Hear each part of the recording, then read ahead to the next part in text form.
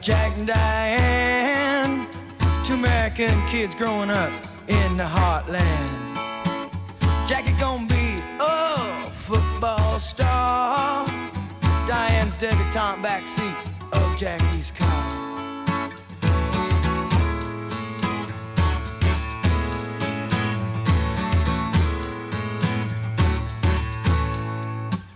Sucking on chili dog outside Taste Freeze. Diane sitting on Jackie's lap, got his hands between her knees. Jackie say, hey Diane, let's run off behind the shady trees.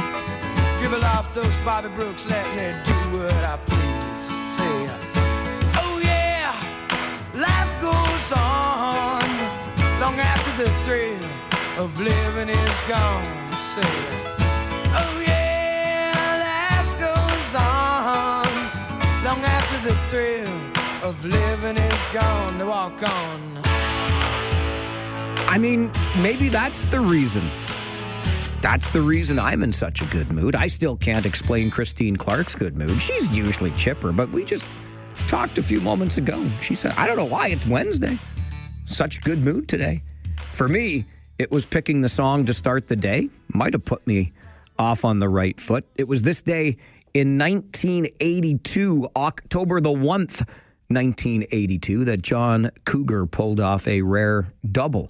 His album, American Fool, was number one on the U.S. albums chart. And a single from that album, the one you just heard, Jack and Diane, was number one on the singles chart. So October the 1st was a pretty good day for John Cougar. Number one on both the U.S. album and singles charts, thanks to American Fool, the album, and Jack and Diane, the song.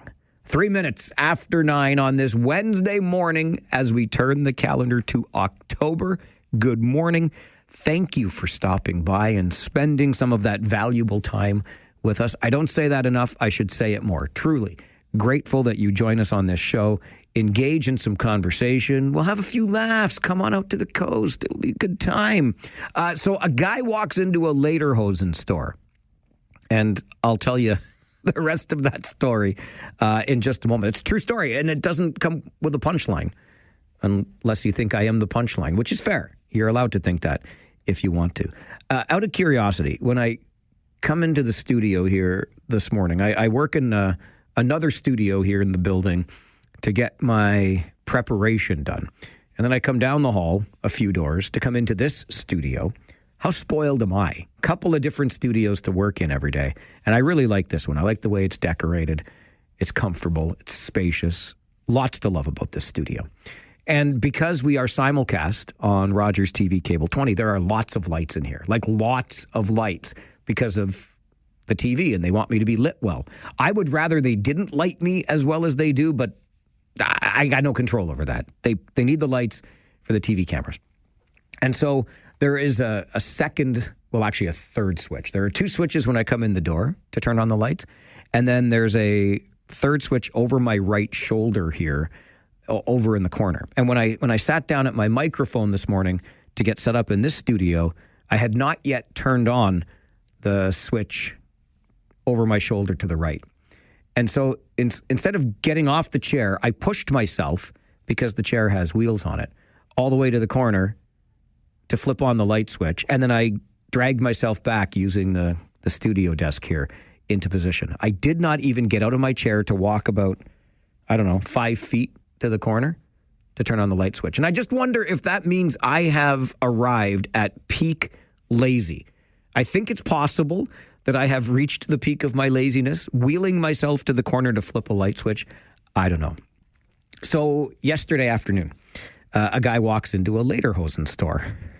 And I am a born and raised, dyed-in-the-wool Kitchener kid. And so Oktoberfest, and as much as my beloved loves to tease me about the German heritage that that is in my past, he says, it's a small part. And I'm like, yeah, but I like schnitzel, I like sausage and sauerkraut, and I like beer. So I must be German, right? And so Oktoberfest is very much in the veins of our family. My father's sister, my aunt on my father's side, and her family members have been recognized over the years at various times for their commitment to Oktoberfest as volunteers. They are incredible, out there all the time, year after year after year, volunteering with KW Oktoberfest. And I love me some Oktoberfest. I'm looking forward to the festival again this year, which is already underway. We're going to tap the keg next Friday. It's great. So in order to be as invested in Oktoberfest as I could possibly be, I, of course, needed my own, like, not to borrow, not to rent, but my own lederhosen, because how can you claim to be invested in Oktoberfest without your own lederhosen? And I took myself straight to Munich to get it from the source, if you will, many years ago. I'm quite proud of my lederhosen, to be honest with you. And so in recent years, I've been bugging my beloved. I'm like, listen, we got to get you like a legit dirndl.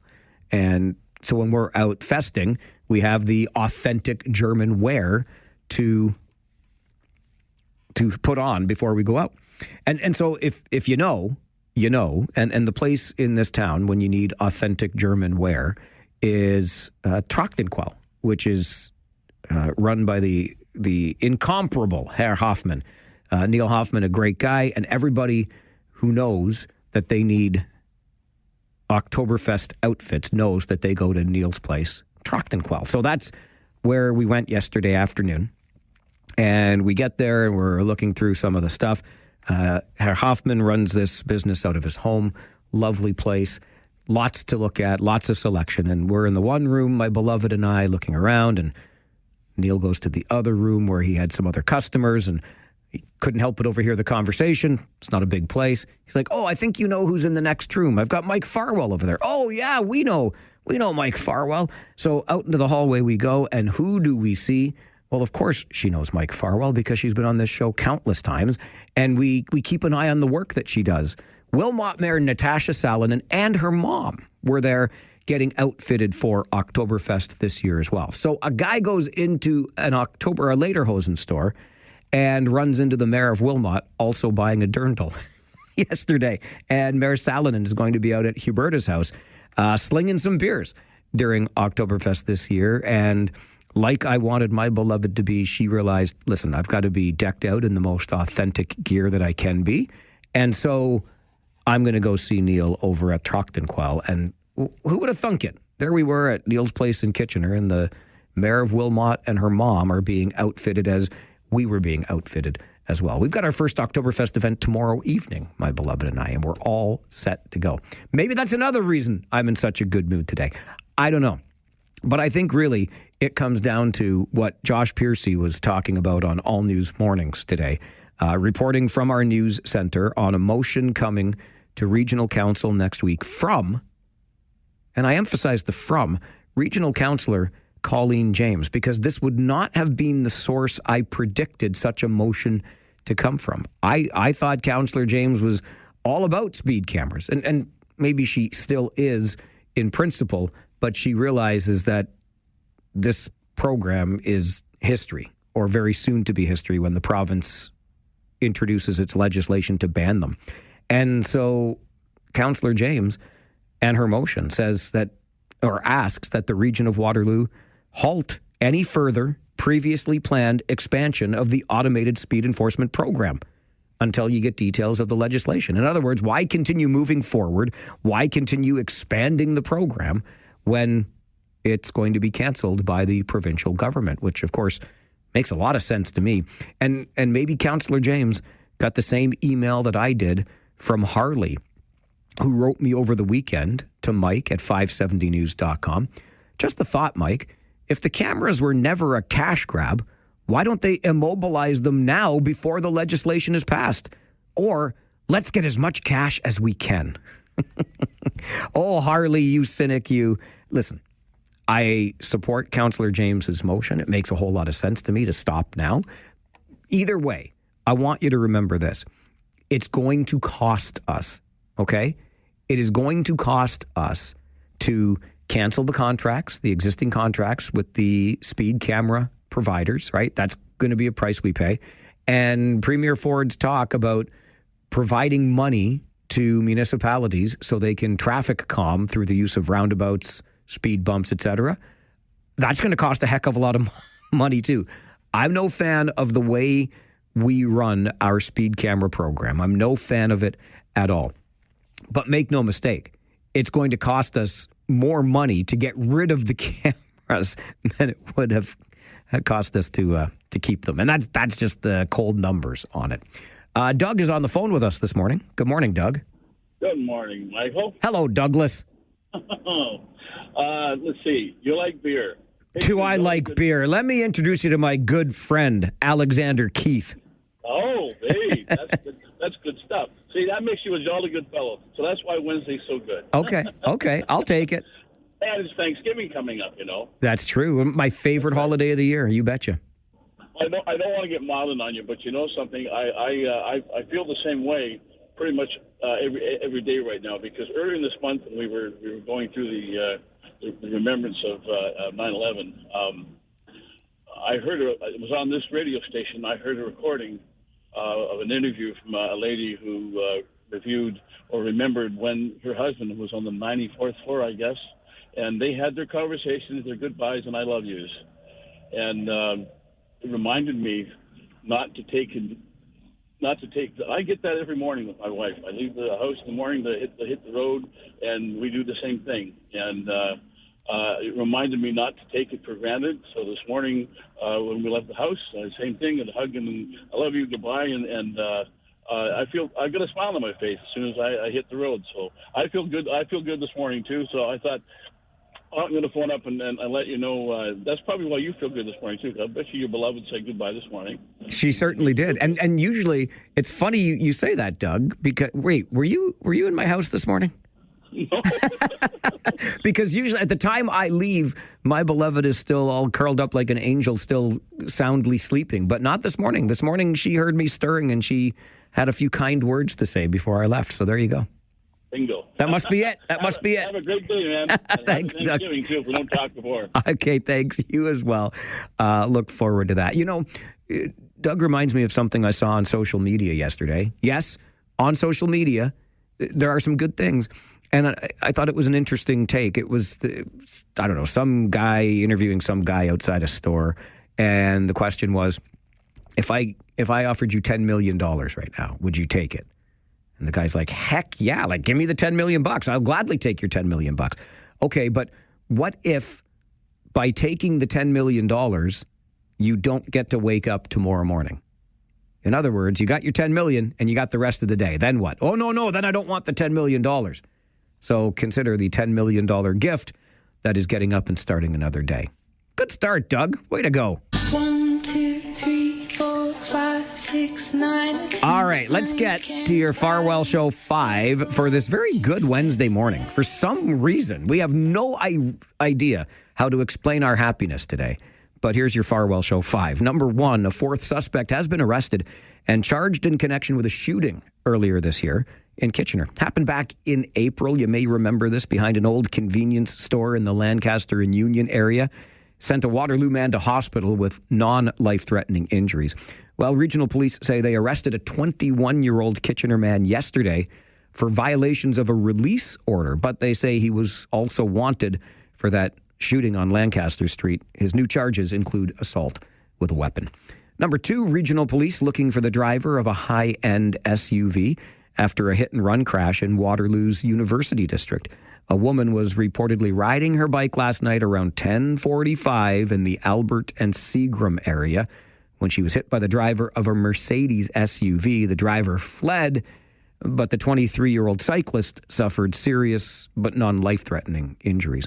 Number 3, on your Farwell Show 5 this morning, a government shutdown south of the border is not expected to stop U.S. President Donald Trump's massive tariff agenda. Congress failed to strike an agreement to keep government programs and services running by Tuesday night's midnight deadline, which has led to the shutdown. Now, it's not yet clear how the funding stoppage might affect Canadians. It could cause issues for travelers who may face longer lines at airports and closures at national parks.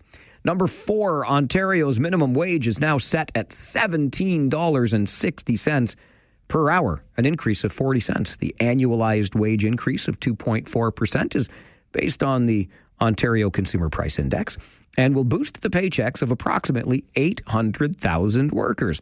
The province says the latest increase brings Ontario's minimum wage to the second highest provincial rate in Canada. The student minimum wage also increasing to $16.60 per hour.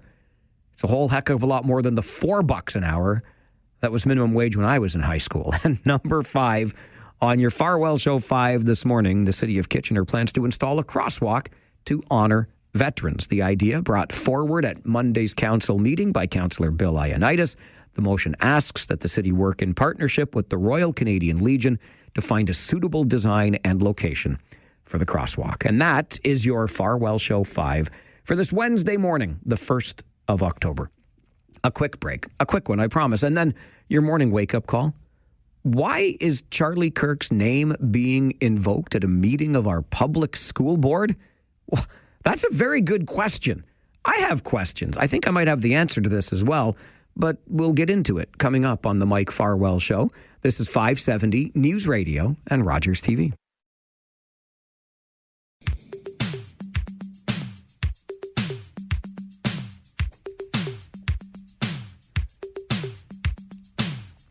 Why would Charlie Kirk be a subject of any discussion at a local school board meeting? I'm still asking myself that question. I think I have an answer. Well, I mean, I've got my own theory on this, and you, of course, are welcome to share yours on the relevance of Charlie Kirk to a public school board meeting here in the region of Waterloo.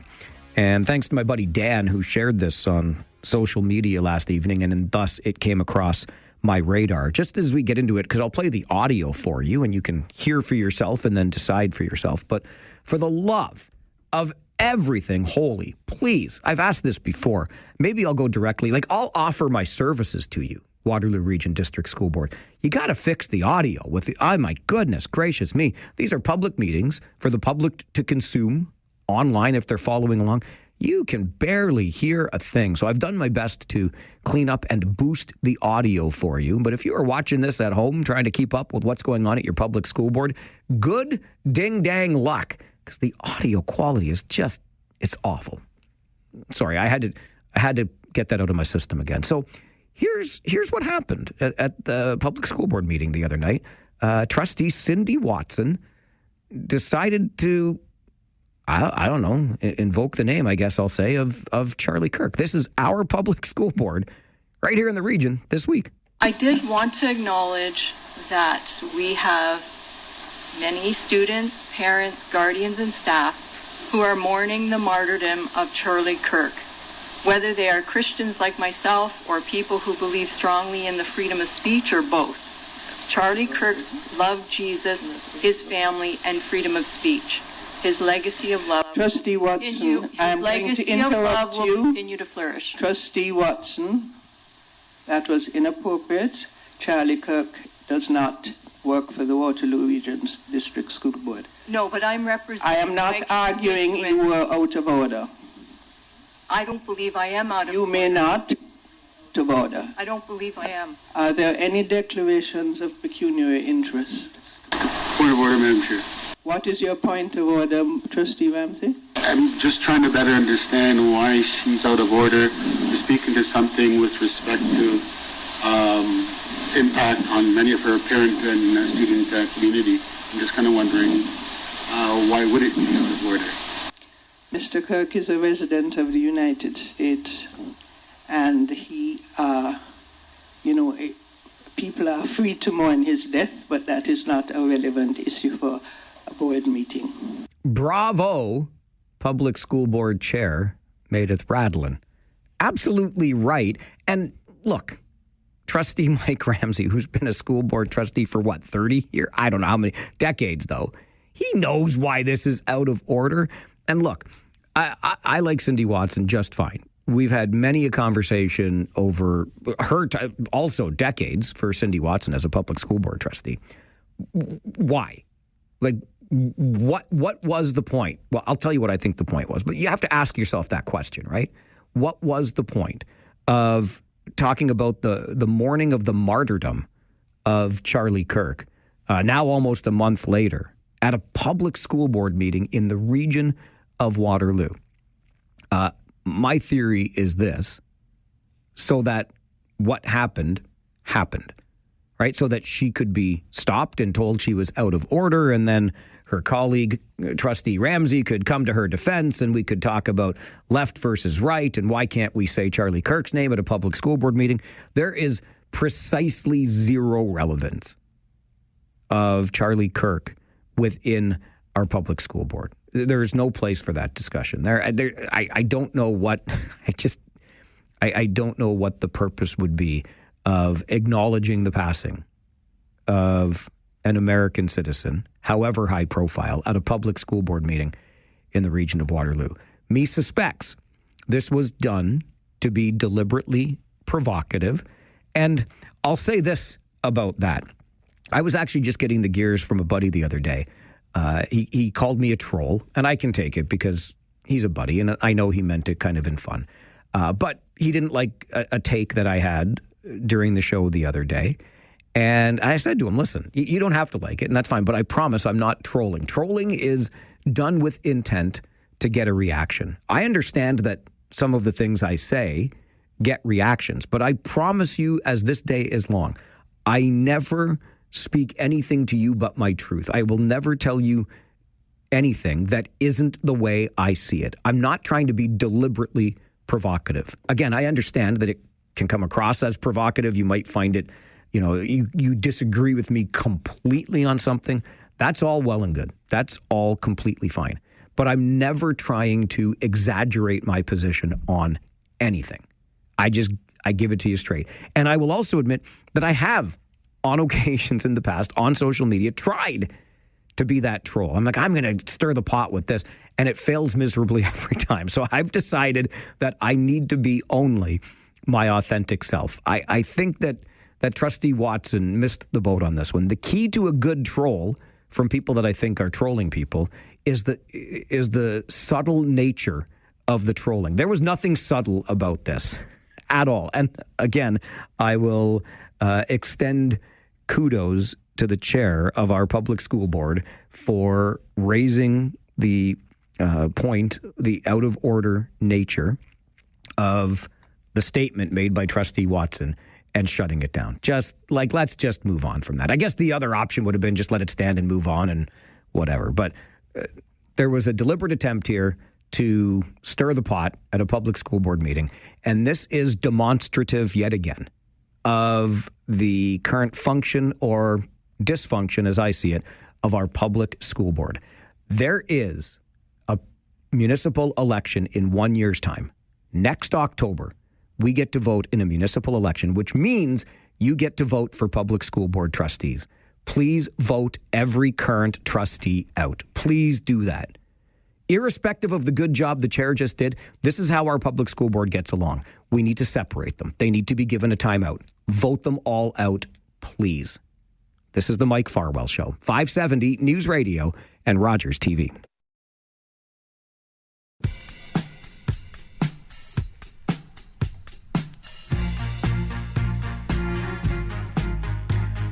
We talked yesterday morning on the show about the unsustainable nature of our federal finances.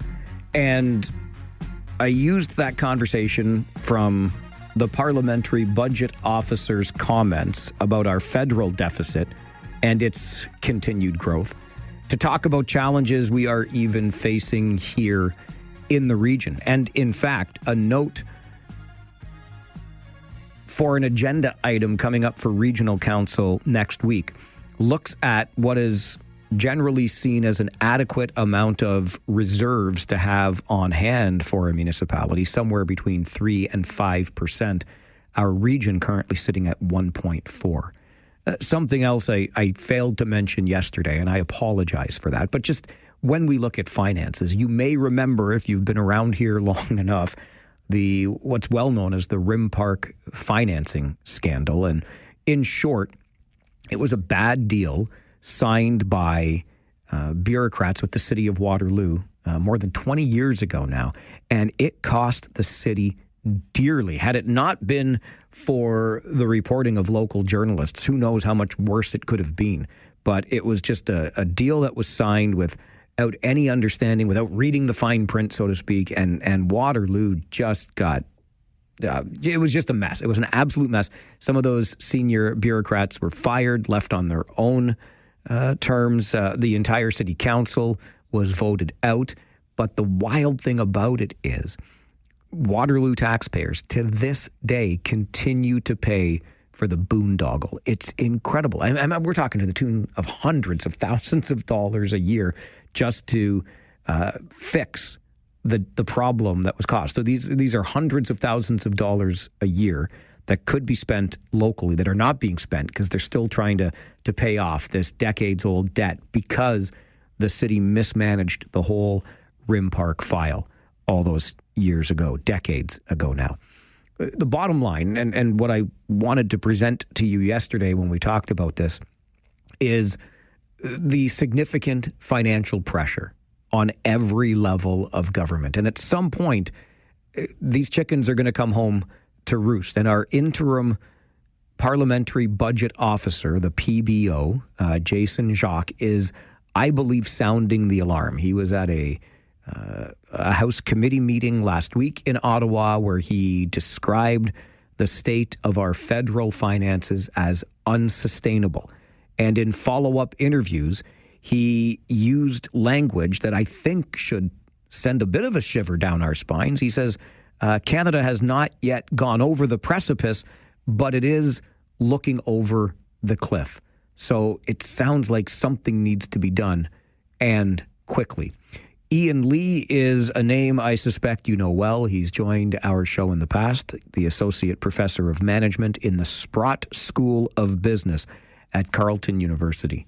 And Ian joins us to talk more about it, because you can take my word for things as just a guy that probably pays too much attention to numbers, or we can get the expertise from Ian Lee. And I guess, Ian, we'll start with what the interim parliamentary budget officer had to say. When the PBO uses language like precipice and over the cliff, what do you think when you hear language like that?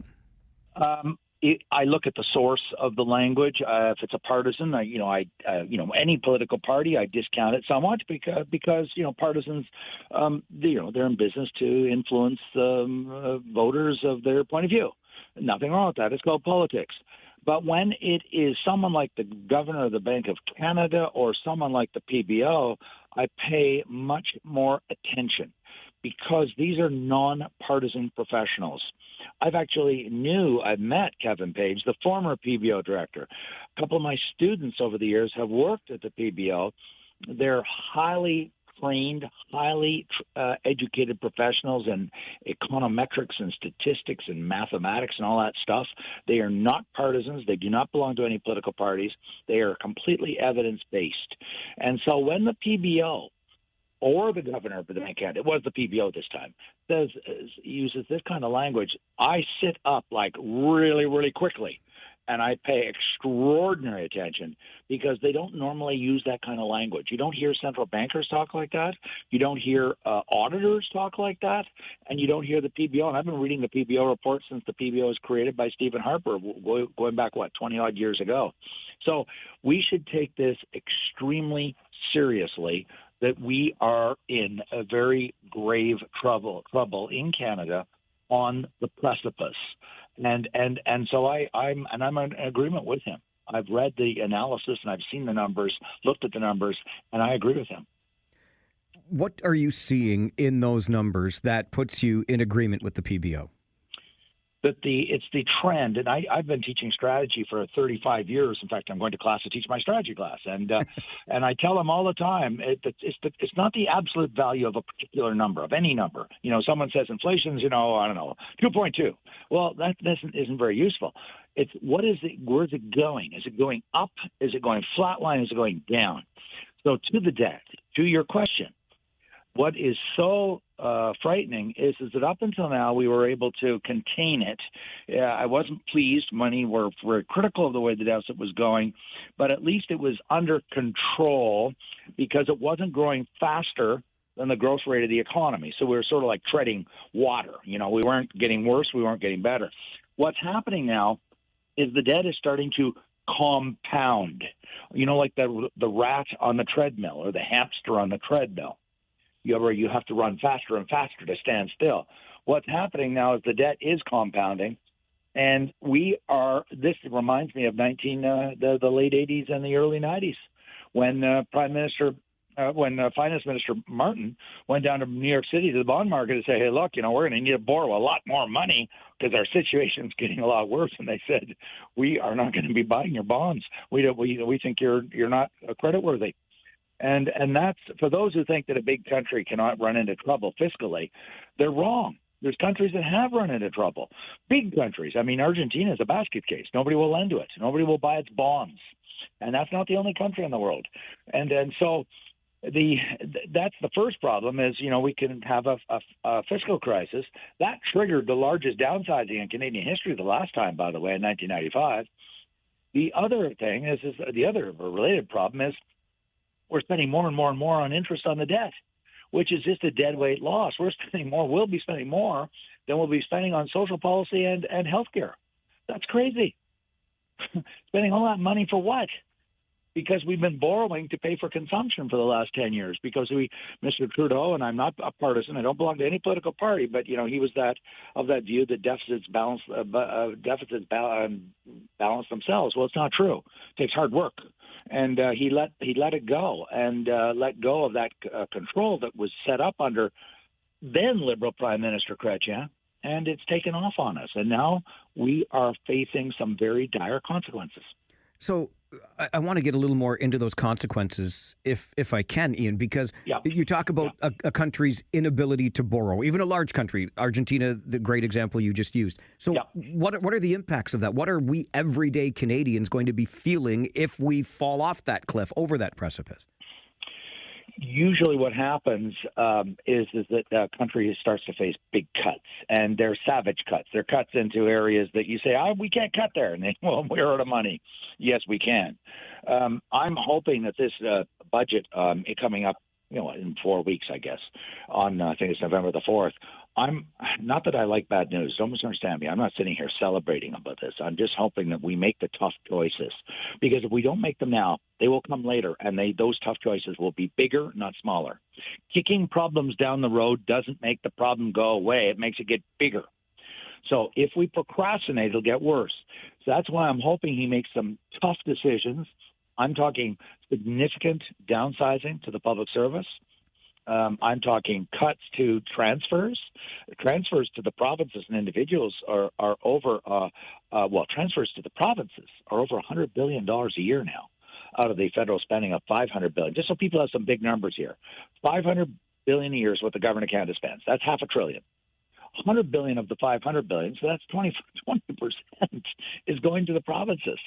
Now, it's going for good reasons, healthcare and education and stuff like that, but when you're out of money, you got to make tough choices. And so I think they're going to have to trim it, and say, I'm sorry, but we're not going to be able to transfer to you all that money. And they're going to have to, I hope that they go after programs that are nice to have, but they're not essential, and I'm talking pharmacare and I'm talking daycare. They can dial it back. And I testified last fall before House Commons Finance Committee. I said the idea that we're giving universal programs so everybody gets it is ridiculous. I shouldn't be getting any kind of support. I'm a very comfortable professor. We should be targeting only those who really, really need help. That's the bottom 20%, maybe the bottom 40%. We can have that debate. But I just don't believe we should be paying old age pension to somebody who's making $130,000 or $150,000 a year. I just think that's crazy. When you talk about those transfer payments to provinces, Ian, I can't help but think of the province where we are right now and Ontario's debt, the largest subnational debt in the world. I think Nova Scotia is having some fiscal issues of its own. And so I worry. I mean, I know we're talking the federal deficit, the budget coming out in a month's time, all of that. But there are other fiscal or financial imbalances in this country we need to be concerned about. I'm glad you brought that up. I really am, because we've been living, and I've actually said this again to the House of Commons Finance Committee last fall. By the way, I am I've been invited to appear before the Senate Banking Committee and next week to talk about these very issues you and I are talking about right now. And we've been living, I argue, all of us. So I'm not pointing the finger at any one person. We've been living beyond our means in our country. We've been living on credit. We've been living because we didn't want to make tough choices and say, you know what, we can't afford everything. So we're going to cut back in some areas. We've said we're going to have it all, and if we don't have the money, well, we'll just go print it. So we said, well, we're going to put on pharmacare program and dental care program. And, and there's lawyers making $500,000 a year getting daycare, subsidized daycare. This is what I'm talking about, tough choices. I'm not trying to say let's throw the poorest people in society under the bus. I have never, ever said such a thing. What is so wrong in our society is giving social benefits to people who don't need it. Look, I just turned 65. Did you know I have a great drug plan at Carleton University? Great drug plan. And I'm very healthy and I'm very fit. And so it went through, if I had any kind of a dental, a drug, it went through to my my university employer. I turned 65, and the drugstore said, oh, by the way, this is going through to the Ontario government. I said, why? I didn't tell you to. Oh, sir, that's the law of this province. You turn 65. I said, I don't need any help. They said, sir, anybody who's 65, even if you're a billionaire, gets free drugs. This is crazy. This is wrong. This is immoral. We're exploiting young people who are paying all kinds of taxes so that the wealthiest segment in society, those over 65, can get free drugs. This is the kind of thing we've got to address federally and provincially. And that's an Ontario policy, by the way. So there's things we've got to face the music. We cannot subsidize everybody and everything all the time. We can't subsidize every corporation that's hurt by Donald Trump's tariffs. We can't give free drugs to everybody. We can't give free pharmacare to everybody. We can't give free dental care to everybody. We've got to face that music, both federally and provincially, and go back to the day which isn't that long ago, when we only gave help to those who needed help, instead of saying, well, we're going to give it to everybody. I look forward to that appearance of yours at the Senate Banking Committee and, as always, our next conversation. Ian, thank you for being here today. It'll be my great pleasure, and thanks for inviting me. Thank you. Ian Lee, an associate professor of management with the Sprott School of Business at Carleton. Look, I've heard the argument around pharmacare before from others besides Ian Lee. So just to, lest you think it's only Ian's perspective on this, but 80% of Canadians through their workplaces or other benefit programs had access to some level of drug coverage. So why a national pharmacare program as opposed to something targeted? And of course, Ian goes further in that to the dental program, to daycare, etc., as opposed to a blanket covering everybody, maybe something more targeted. So truly those who are in need get the support. The rest of us, we're doing just fine. And that's just one example. You heard Ian also talk about the need likely to not just trim, but slash the federal public service. These are the big issues that we are facing. The question for me is, come November the 4th, will Prime Minister Mark Carney and this federal government have the courage to make these difficult decisions? Because, again, the chickens sound as though they're coming home to roost. Call me an alarmist if you like. I'm always interested in your perspective. But I truly am more than a little concerned right now with the state of our nation's finances and our provinces and our regions, to be blunt with you. Your thoughts always welcome on the Mike Farwell Show, 570 News Radio and Rogers TV. Because we've been borrowing to pay for consumption for the last 10 years. Because Mr. Trudeau, and I'm not a partisan, I don't belong to any political party, but, he was of that view that deficits balance themselves. Well, it's not true. It takes hard work. And he let it go and let go of that control that was set up under then Liberal Prime Minister Chrétien, and it's taken off on us. And now we are facing some very dire consequences. Just to bring it home for you, have you ever had a little bit of a cash crunch? Been cash strapped and had to make some difficult decisions around your own household?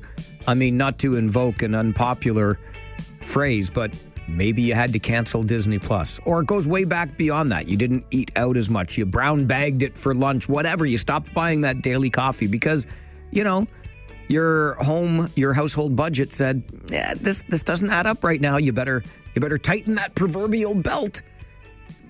Budgets do not balance themselves. Difficult decisions have to be made for you personally sometimes, and for our governments definitely, it would appear, given our current state. That was Ian Lee, Associate Professor of Management at the Sprott School of Business at Carleton University. Go to the phones, get your thoughts. Mike, good morning. Good morning, Mike. Interesting topic. I retired, not like a Robin Leach lifestyles or rich and famous, but I retired pretty good. I don't know why there's a limit right now when they start taxing your old age security back, right? Why don't they just not give that to people and only give it give it to people? Exactly. Means test it. Just like Ian was saying, means test these things for sure. Right. And I think for the dental program, there is a limit on it. I think it's $80-some thousand or less, right? And we can debate whether that's the right limit or not, whether or not you receive dental benefits. For me personally, I think the biggest thing that I'm seeing here is the growth of the public service under Trudeau. Look, I hate to do this, but you look at the Canada Post, right? They're running $1.5 billion deficit a year. If it was a private sector organization, there would be layoffs, restructuring, and a whole bunch of other things, right? And some people, both in management and in the union, need to wake up and smell the coffee. And that's my thoughts, Mike. All right, Mike. Appreciate the thoughts. And Canada Post might be a whole other kettle of fish, to be honest. Dallas, good morning. Yes, sir. Yes, sir. Well, once again, as soon as I hear these fiscal conversations coming up, I have no choice but chirp in. I agree with you 100%, and I agree with your guest 100%. I've been saying for a long time that the world is pricing itself out of business. And all of a sudden, well, listen, Mr. Grocery Store, it's time for it to close up and put something on sale. If you get my meaning. I get your meaning. Like these speed camera things. Oh, the reason we're just going to push ahead with them anyways and spend however many millions of dollars to put these cameras in, which may get abolished in a month or two. Yeah, and you know what? They will get abolished in a month or two. And as I said at the beginning of the show today, we are going to be on the hook to pay out those broken contracts. I hear where you're coming from, Dallas, and it sounds to me like you might be the kind of person to benefit from old age security, which is great. That's why it should be there. But for people like Mike, who retired rather comfortably, maybe not. And then people like Dallas and people like me, who are going to be counting on that and in need of those financial supports, then we're going to have them. An update from the 570 News Centre, and then we'll mind Ottawa's business with the Blacklocks reporter. Might we be having a new way of marking Canada Day in the years ahead? And did the National Research Council not get the memo that we're broke in Ottawa? These stories and more coming up on the Mike Farwell Show, 570 News Radio and Rogers TV.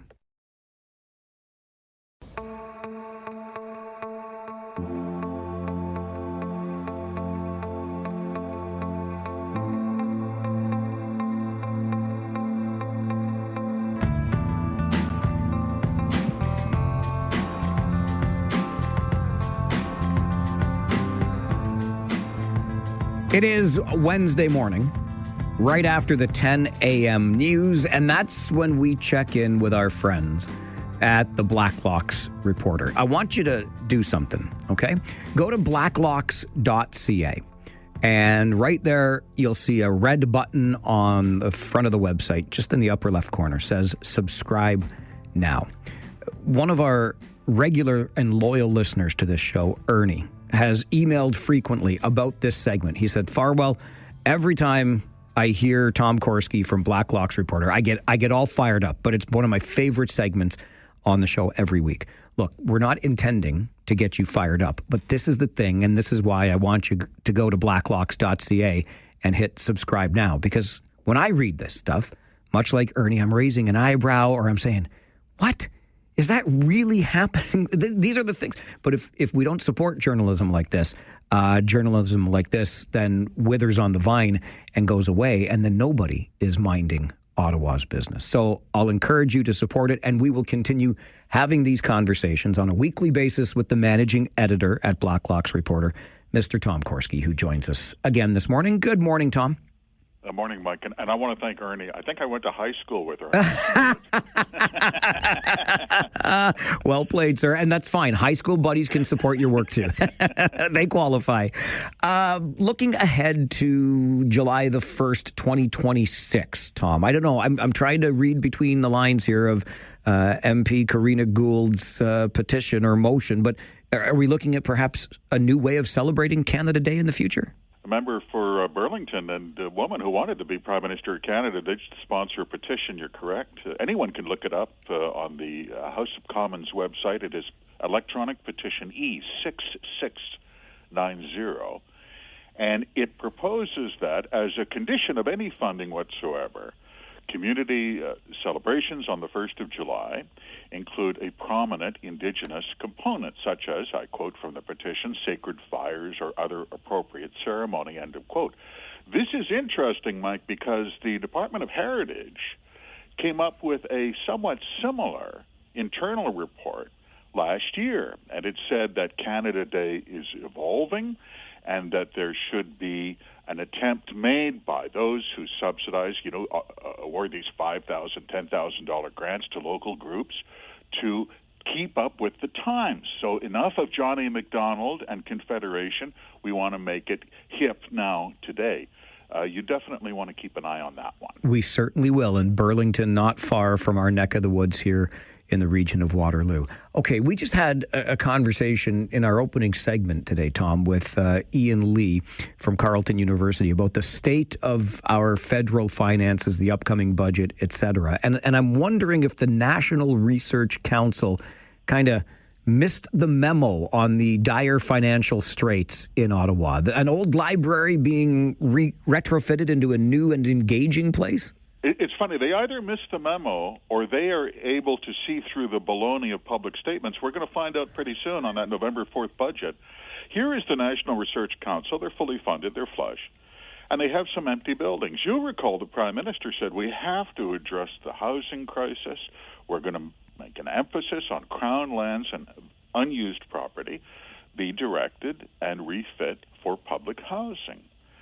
To which the National Research Council replied, we're going to take our underused 4-story National Science Library building and we're going to turn it into a real wow. It's going to be $46 million and it's going to be an engaging workplace, their phrase, not mine. They're going to have an atrium. There's going to be a staff gym, wellness rooms, not sure what that is. And most importantly, an executive suite. Of course. Mitch Davies, he's the president, makes $377,000 a year. He's going to get a suite out of this deal, and it's great, except the timing. And the Research Council will not explain this. They are famous spendthrifts, by the way. Last year, they spent $77 million on a clean energy office in Mississauga. This is my favorite. When was the last time you worked at a place that had a rooftop sun lounge, splash pad, and Brazilian walnut benches for workday relaxation? I don't remember that, but I never worked for the NRC. I can't help but think, I mean, at $377K a year, but you need to have the executive suite in this $46 million renovation. I mean, we are entitled to our entitlements after all, aren't we, Tom? Oh, hands down. But Mitch Davies has a history. He used to be a senior assistant deputy minister at industry, and you'll never guess who his boss was in the day, was Francois Philippe Champagne. Now the finance minister who's saying, I'm tightening my belt. I mean it this time. So I think Mitch might have some insight, some intel on this, and he knows it's a bunch of baloney, so why not get in while the getting's still good? It's good to have friends in high places, isn't it? Yes, it is. Okay, I'm not an engineer. I'm probably the furthest thing from an engineer, but from afar, from my perch here in the studio, I've been rather impressed by the work that our Canadian Space Agency has been able to accomplish over the years. And I'm just wondering now if it's not as successful as it could have been, perhaps, or we've been hiring the wrong engineers to work there? Canadian Space Agency, though it is not a legal requirement, have said, and they put this in black and white, that they are going to emphasize that, first of all, they're going to send out a questionnaire to all their 988 employees, ask them for their sexual preferences and gender identity, not a legal requirement. And the reason they're going to do that is so that they can give hiring preference to those people who identify as two-spirited, lesbian, gay, bisexual, trans, etc. And this is going to be done in the name of, as you point out, identifying a key driver of success. You know what's interesting about these programs that are often ridiculed, Mike? They say they want to represent the general population. Stats Canada in the last census asked people if they were trans or identified as non-binary, and they did get a response. It was 0.3%. So if the space agency literally had one person on the payroll, they are representing the Canadian demographic. We're led to believe, though, that this was about politics. This was maybe about getting some favor with the head office. That would be the Privy Council. Unfortunately, the gender identity guy, he left town in January. His name was Trudeau. And so they kind of missed. We missed the script change, but nice try at the space agency. All right, one more I need to ask you about before I let you go today, Tom. And I know this is the president of Seneca College, but this is going to have, I think, application here in the region of Waterloo that is home to Conestoga College. But the head of Seneca College says Canada has lost trust and credibility with its caps on foreign students. Commons Immigration Committee, Mike, is grinding through hearings, and they are very hot, and MPs are very upset in terms of examining the foreign student program. And President Agnew of Seneca had a very unfortunate appearance. He said he was asked, well, what about housing? And Seneca was taking, in 2 years, 50,000 foreign students. The majority of their student body was foreign students. MPs asked him, well, did you check out the housing situation? Where were these 50,000 kids going to live? He said, no, we never looked at that. And he was asked, what about jobs? Did you look at what's the impact? No, we never looked at. Okay, you have a food bank on campus. Did you ask how many are using it? But no. He said, we want to be your partners in immigration, at which point MPs' heads exploded. They got the money. Taxpayers got the cost. MPs are so fed up with this system. By the way, this is not partisan. The Minister of Immigration in the day, Mark Miller, called out Seneca as a bad actor, where kids were taking courses that had no obvious commercial benefit, dropping out, filing refugee claims, and you got the bill. We saw the same thing here in the region with Conestoga College, students crammed into apartments using a local charitable food program as a food bank or a free meal plan. It's incredible the impact on local infrastructure, and it didn't seem like anybody at the top was paying any attention. Oh, no, it was cruel. And you look at the numbers, these are national numbers. These aren't Ontario numbers. The Department of Immigration actually toted them up. In a single year, they told Parliament, number one, foreign student permits, Conestoga, 41,000 in 1 year. University of Toronto, 31,000, and Seneca, 24,000. I mean, this was more than UBC or McGill or University of Alberta, these very large institutions with storied histories. It was cruel, but someone made a lot of money. By the way, the president of Seneca makes more than the prime minister, over $450,000 a year. He didn't want to talk about that. Tom, I love talking about all of these things and more with you every week. Say hi to our buddy Ernie for me, okay? It's going to be a great reunion. Thank you, Mike. Enjoy your day. Bye now. Tom Korski, managing editor at the Black Clocks Reporter, the only reporter-owned and operated newsroom covering our nation's capital. You can get a subscription for yourself by visiting blacklocks.ca. And Tom joins us every Wednesday morning on the program to bring some of that information to you here via our show. It's the Mike Farwell Show on 570 News Radio and Rogers TV.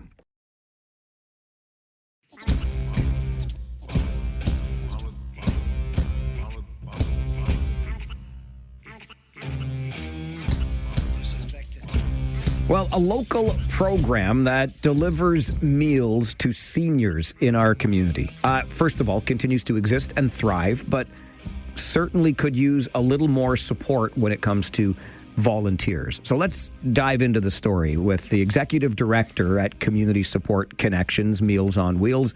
Will Pace joins me in studio. Great to see you. Thanks for being here. Thanks so much for having me, Mike. Really looking forward to talking about Community Support Connections and our meals program in particular. I think that most people are familiar with the idea of Meals on Wheels, but maybe if you could provide a little bit of background on Community Support Connections and this meals program specifically. Yeah, happy to. Community Support Connections works across Waterloo, Kitchener, Cambridge, and North Dumfries to help over 7,000 people each year, mostly older adults, live with independence and dignity in their own homes. And we do that by providing services in 4 core areas, and that's nutrition, physical health, social well-being, and help at home. And what that really means is things like fresh, hot meals Monday to Friday from our on-site kitchen, transportation services to medical appointments, exercise, virtual and in-person exercise classes, homemaking, friendly visiting, a whole bunch of things. It's a wraparound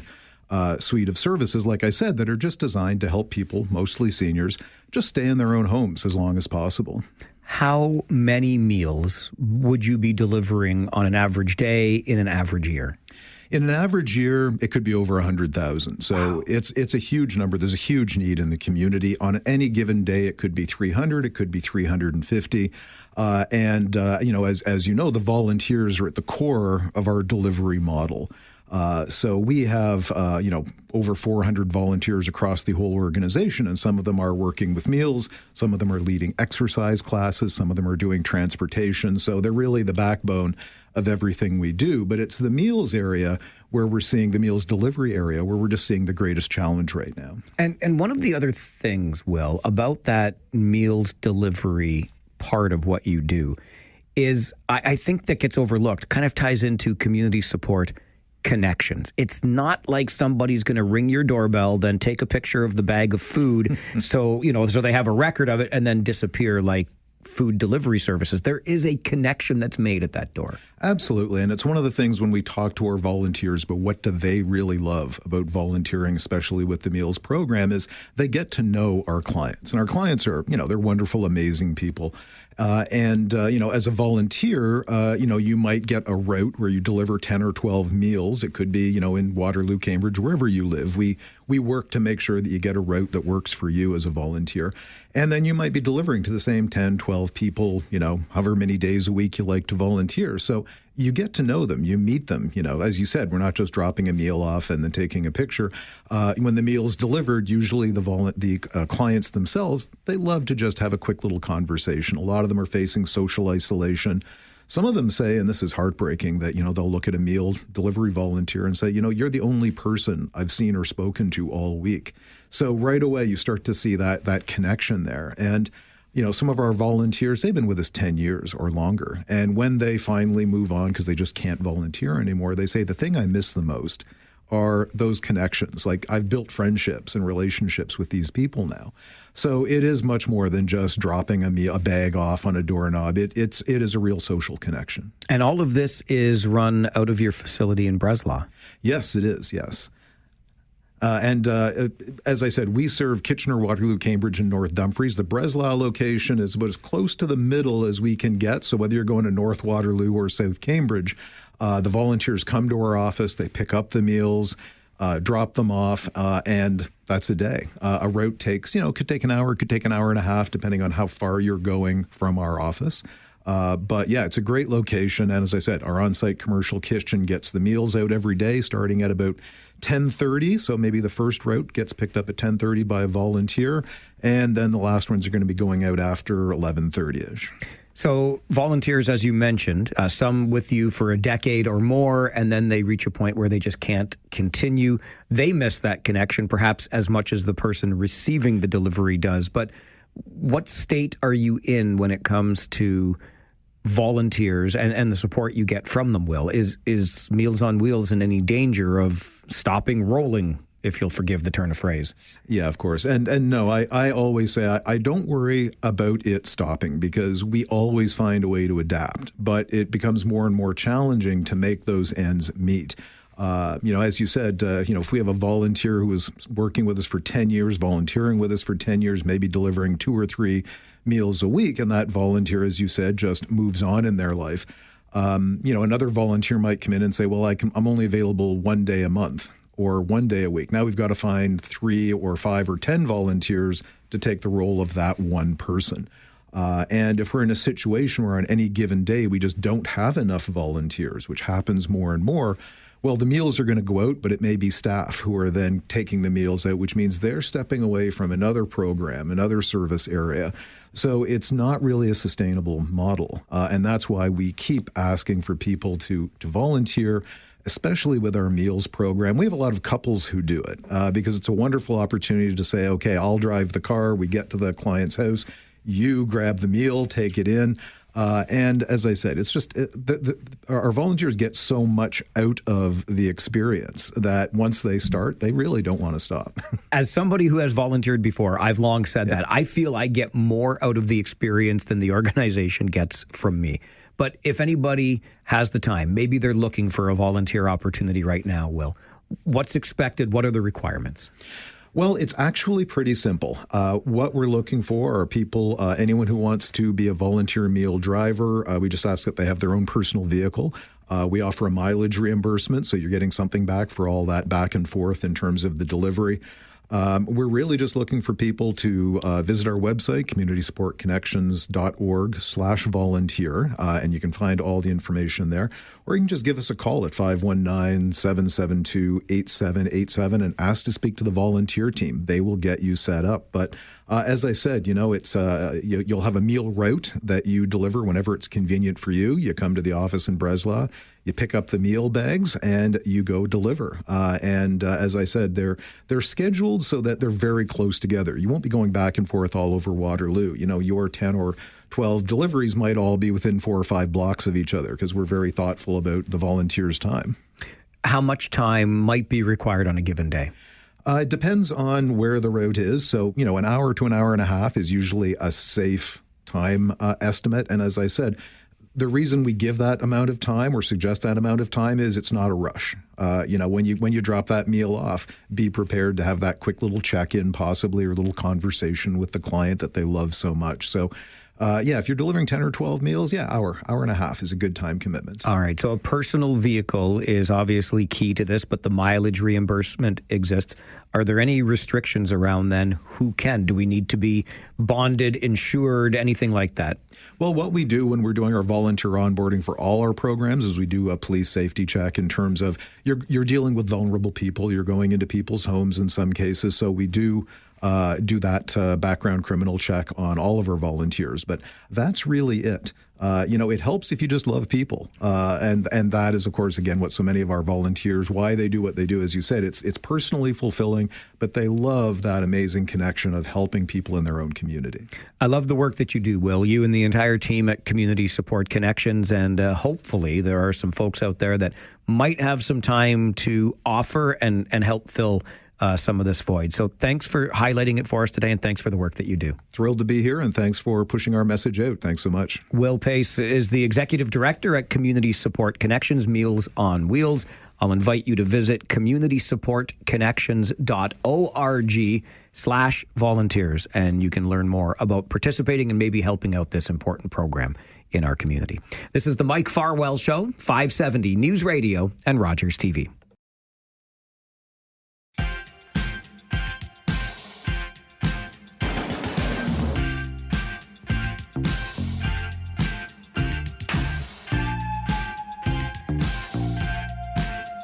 I popped out into the kitchen here at the radio station during that news update with Matt, ran into a coworker, and, the usual small talk around the cafeteria table and or water cooler. I was actually filling up my water bottle, so I was at the water cooler or machine, literally. Anyway, the small talk, of course, the weather. It's October now, don't you know? It's a little chilly out there this morning. Feels like fall, doesn't it? Yes, it is coming. I don't mind it too much because it's bright, it's sunny. It's certainly not too cold, and there's no snow or freezing rain or anything like that yet. But I bring this up by way of introduction to our next conversation, which is the annual Coats for Kiwanis sale. Because with the cold weather coming, or some might say the chilly weather upon us, more and more outerwear is going to be required. Steve Rand is the chair of public relations with KW Kiwanis and joins us to talk more about the annual Coats for Kiwanis sale. Steve, good morning. Good morning, Mike. Top of the morning to you. Top of the morning to you as well, sir. Tell us a little more, please, about Coats for Kiwanis. What's the sale all about? How did this get started? Okay, well, as you said, I'm the public relations chair, and we're getting the word out about an interesting event this Saturday. We're going to be holding our annual sale of gently used winter coats for one day only at the Kitchener Farmers Market. And it's a pretty good deal, I can tell you. If I can back up for a second, Kitchener Waterloo Kiwanis is a charity that raises funds for people in need in our community. So the funds that we'll get from this sale support the community projects of Kiwanis generally, but those are described in a little more detail on our website, kwkiwanis.org. But in a nutshell, throughout the year, we provide food, winter clothes, and affordable housing for families and seniors. We disperse academic scholarships to college-bound students who are financially challenged. We run the Kiwanis Music Festival each year and Kids Day in Kiwanis Park during the summer. And we even held $1 million fundraiser recently to advance healthcare in the Waterloo region. But the coat sale provides quality coats for rock-bottom prices to those who need them, first of all. And the bad weather's coming. And the proceeds will be used to run the 2026 Kiwanis Music Festival in late winter, in this case, for this year. Our coordinator, if I can say a word or two about that, for the festival itself is Danielle Beck. And she has to have the finances to organize the performance schedule, arrange for adjudicators, the venue, the awards, and all that. So it's our job to see that she has the resources to run the festival smoothly in its 78th year of operation. So if your listeners need a winter parka or a leather coat or a lady's fur coat, or if your child needs a warm garment, come on down to the Kitchener Market October 4th. That's when we'll be holding this sale. The Coats for Kiwanis sale has over 300 garments for you to choose from this year on the racks. And the prices range from a mere $5 to $25. We hope to see you there. Okay, so that is Saturday, is the 4th of October. What time does this get underway, Steve? So this year we're going to be running this from the boutique on the mezzanine of the Farmers Market in Kitchener. So it'll be open during the regular market hours at 7 a.m. to 2 p.m. Okay, 7 until 2 Saturday on the mezzanine at the Kitchener Market. Yeah, that's the upper level. There will be signs to guide people to it, and lots of volunteers there to help you sort through things, try on the garments, and hopefully we've got something for you. How is it that you accumulate this many gently used winter coats to have this sale, Steve? Oh, well, that's a question that's getting more and more interesting each year. We do have collection boxes in Kitchener and Waterloo, but this year we actually got a call from another charity which provides garments to Africa, interestingly enough, but Africa can't use winter coats, so all the winter coats they received are simply staying in storage, and they said, "Come on over and help yourself." So we had a number of really nice garments, some new, in fact, with the tags still on, that came through that channel. So it's getting to be a bigger enterprise. We're going to need a larger space next year, I think. Well, I was wondering about that over the years. You mentioned that there are hundreds of garments available. It's a one-day only sale. But this isn't the first time that you have done this. Over the years, Steve, any idea how many coats you would typically go through? Well, of course, the problem, especially with a one-day sale with something like this, is that people have to try them on. It's not always the right size or exactly what people are looking for. But we nevertheless sell, roughly speaking, I'd say 50% of the inventory. So that's a lot. And this year it'll be, we expect to sell about 150 of the garments. 300 total is what we've got. Well, as we do our usual shopping at the Kitchener Market on Saturday morning, we'll definitely look for you and the other volunteers on the mezzanine level upstairs, Steve. And speaking of those volunteers, how are we doing at KW Kiwanis in that department? Obviously, this is a volunteer undertaking. 7 a.m. start is not for everybody, but I know that you're well supported by volunteers. Well, we have an interesting cross-section this year. As you say, despite the early morning start, we'll be out there with some of our older, middle-aged, and younger members. We have a university leadership club that's headed up by Jordan Kay, and she and her team will be there to help us out. So it's a broad reach of volunteers to assist with the whole enterprise here. Well, keep up the great work, and I hope it's a really busy day for you on Saturday, Steve. Well, we do too. It looks as though this is a need that's hopefully we can help meet in the community. And thanks for having us on your show. Always a pleasure, my friend. Keep up the great work. All right. Bye now. Take care. Steve Rand is the Chair of Public Relations with KW Kiwanis.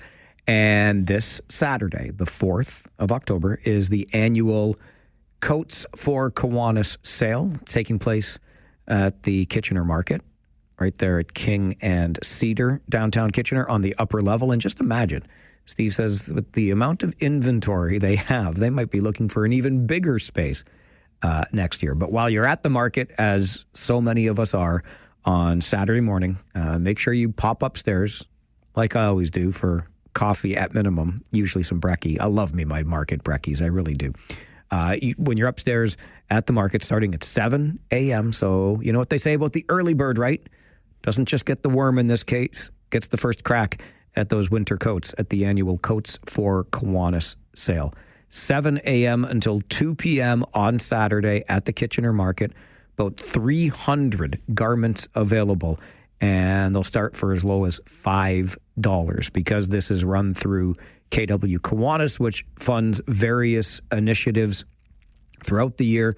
The funds raised in particular this time around will support the annual music festival. And we've had Danielle back on the show to talk about that in the past. It's a great program that supports youth involved in music in our community.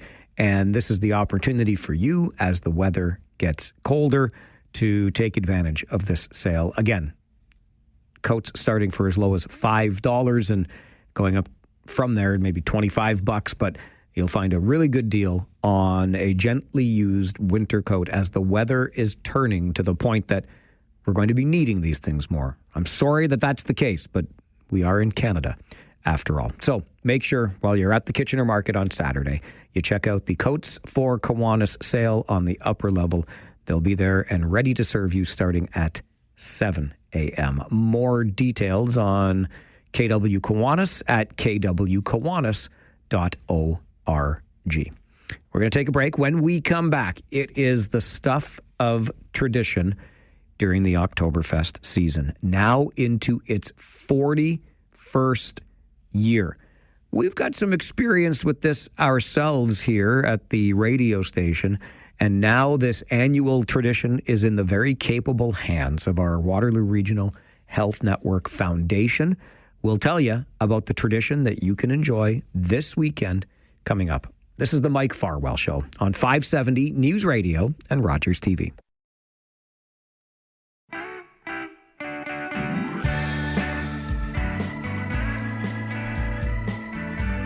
You got to admit, it's a kind of fun time of year, isn't it? I did notice the chill this morning, and I will not tell a lie. I turned on the seat heaters and the vehicle's heat on my drive into work. But there's something about the fall season as we turn the calendar to October. We're getting ready for Oktoberfest. I told you that we were out yesterday, Lederhosen and Dirndl shopping. And so we look ahead to this Saturday, starting bright and early at 7 a.m. It is the 41st annual. And I had to do a bit of a double take when I read 41st annual. Has it really been that many years? We have a long history of it right here at the radio station. And now it's in the very capable hands of our Waterloo Regional Health Network Foundation. The Vice President of Strategic Initiatives with the Foundation, Ashley Howitt, joins us to talk about that tradition of the Oktoberfest Family Breakfast this Saturday. Ashley, good morning. Good morning. How are you? I am great, thank you. How are you? Oh, just dandy. Very excited for this weekend. I'm glad you said that. I was going to check in because we're days away, and having had some experience with this over many of the 41 years it's been running, there's a lot of pressure. You're churning out a lot of pancakes. There's got to be a lot of syrup, a lot of cider. But tell us what's happening at Bingaman's on Saturday. Yeah, we're all very excited. We have a lot of our team, but also a lot of volunteers showing up bright and early at Bingaman's. We are hosting the Oktoberfest Family Breakfast under their big tent. We have it presented, our presenting sponsor this year is TD. So they have a huge team of people out also coming to help serve what is delicious pancakes and syrup, as you mentioned, that we do get from Flanagan's Food Service. We also have Pillars Meat sponsors the sausage and turkey bacon. Wellesley Apple Cider gives us apple cider that we serve. We've got Tim Hortons on site giving coffee and tea.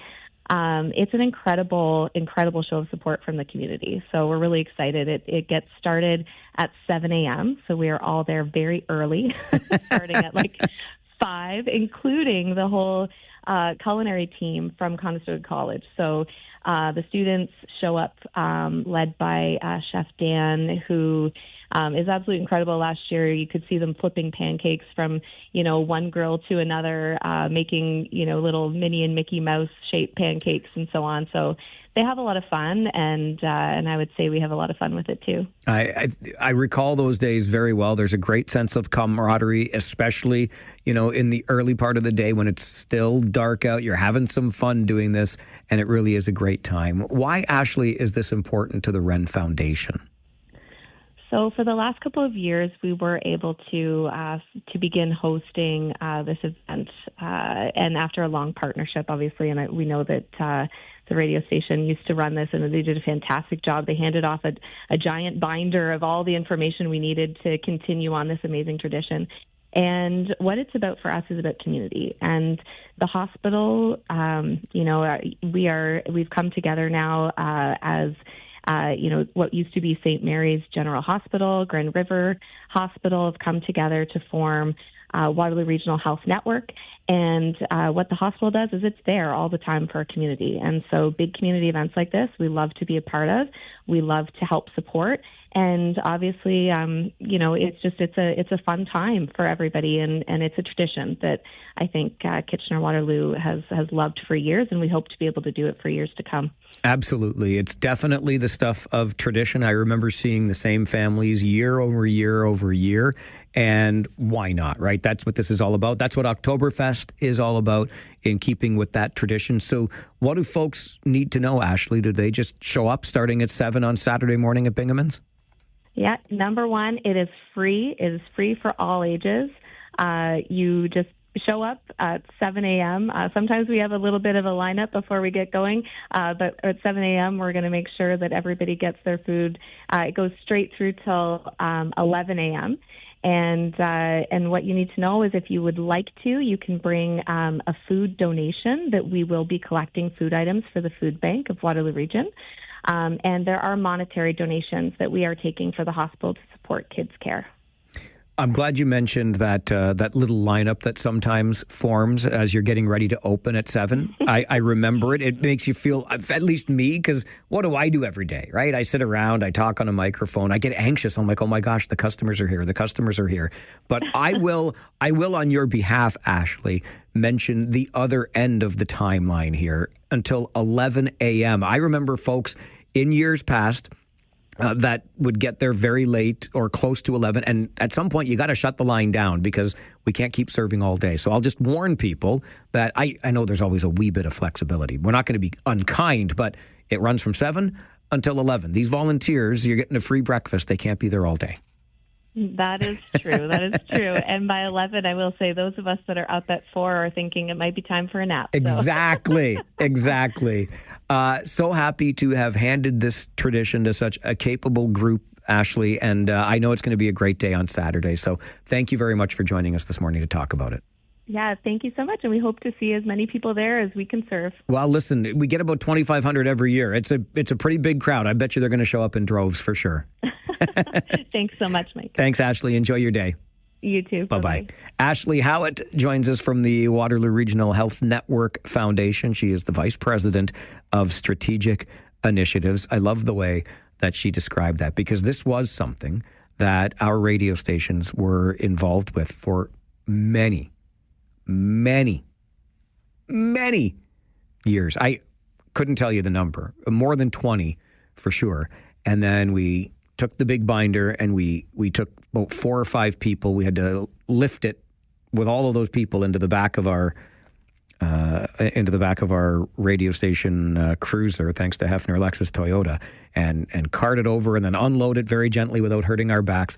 It's a lot of work, but it's so much fun. And it's happening again, the 41st annual free Oktoberfest Family Breakfast at Bingaman's. Starts at 7, runs till 11. And I am saying this on behalf of the volunteers who are there.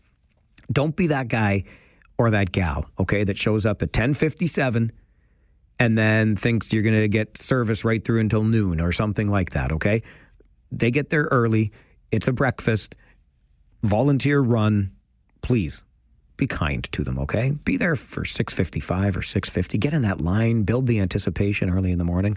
And then come 11 o'clock, somebody's going to have to say, finally, the line stops here because these volunteers on a Saturday are going to go back home again. But it's great. You're going to get some pancakes. You're going to get some sausages. You're going to get some fruit and some apple cider. Yes, apple cider. I picked up my Wellesley apple cider at the ABC Festival this past weekend. And so I've got my stock in the fridge at home right now already. The culinary team from Conestoga College does a great job with this. You heard Ashley talk about the sponsors, including Pillars and Tim Hortons that helped to make it happen. TD is heavily involved in this, and you get to enjoy that free family breakfast under the big tent at Bingaman's. A little bit of Oktoberfest atmosphere for you and a continuing of that tradition. And if any of the Wren Foundation volunteers or the other volunteers are listening right now, take it from somebody with experience at this annual free breakfast, okay? Try to avoid syrup duty. Boy, oh boy. Because again, we did this for so many years as a radio station. If you're on syrup duty, your wrists get really sore squeezing that bottle of syrup over and over and over again. The cider station was always a good one.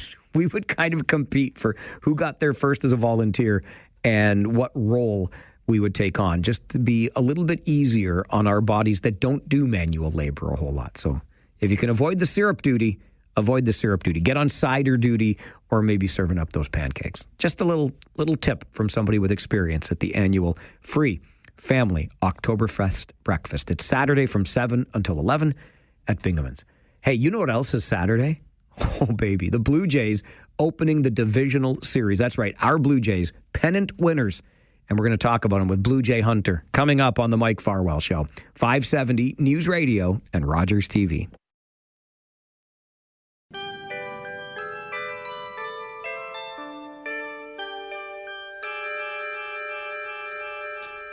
The Whiz Kids had won it, Bobby Thompson had done it, and Yogi read the comics all the while. Rock and roll was being born, marijuana we would scorn. So down on the corner the national pastime went on trial. We're talking baseball, Klazuski, Campanella, talking baseball. The man and Bobby Fella, the Scooter, the Barber and the Nuke. They knew them all from Boston to Dubuque, especially Willie, Mickey and the Duke. All right, I have to be honest. It's the only way I know how to be.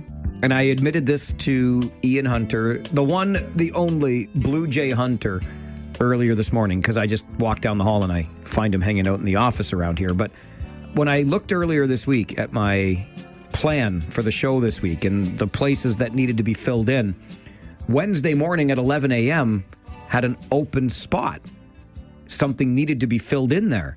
And then I realized, when we established our weekly conversation with Blue Jay Hunter about Blue Jays baseball, I told my calendar to end the entry as of October. Yeah. Because, we're only still talking about the Blue Jays now, Blue Jay Hunter, if they're in the playoffs. This is true. I did the same thing. I thought I put it in for the very last day of the regular season, considering how last year went. So it's, a pleasant surprise. I mean, I don't know about you, Mike, but I thought at the beginning of the year, I thought they had a chance to maybe sneak in as probably the third wild card. The division title never even crossed my mind, maybe until late June. So I guess that just goes to show you how much of a pleasant surprise this season was, because one, you and I subconsciously didn't expect them to make the playoffs. And two, the fact that they won the division title and they're now resting for 5 days and they await the winner of the Red Sox and Yankees series. Again, in the interests of transparency, I was even cooler on the team than you were, thinking they might get that third wild card. I didn't think this team stood a chance based on what I thought was a rather poor offseason by the front office. So I wouldn't even say surprised from where I'm sitting. Shocked would be a better word for me anyway. But let's talk about the end of this season, Ian, because the Blue Jays sure did make it interesting, and they had to go on a bit of a heater, I guess you could say, to win out because those Yankees were charging hard.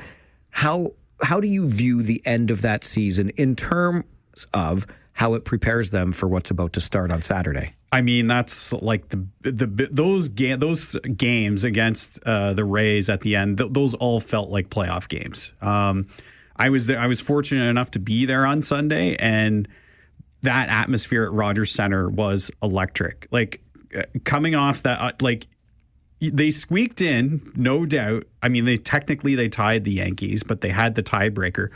But they were such high pressure games. John Schneider was managing those games as though they were playoff games. Like Kevin Gausman came out after it was 3 innings of work. He made an early game defensive replacement, taking out Davis Schneider and putting in Andres Jimenez. Like, these were some really aggressive moves. You don't see that happening in a dog days of August game. This was essentially a playoff game. They were all playoff games over the weekend.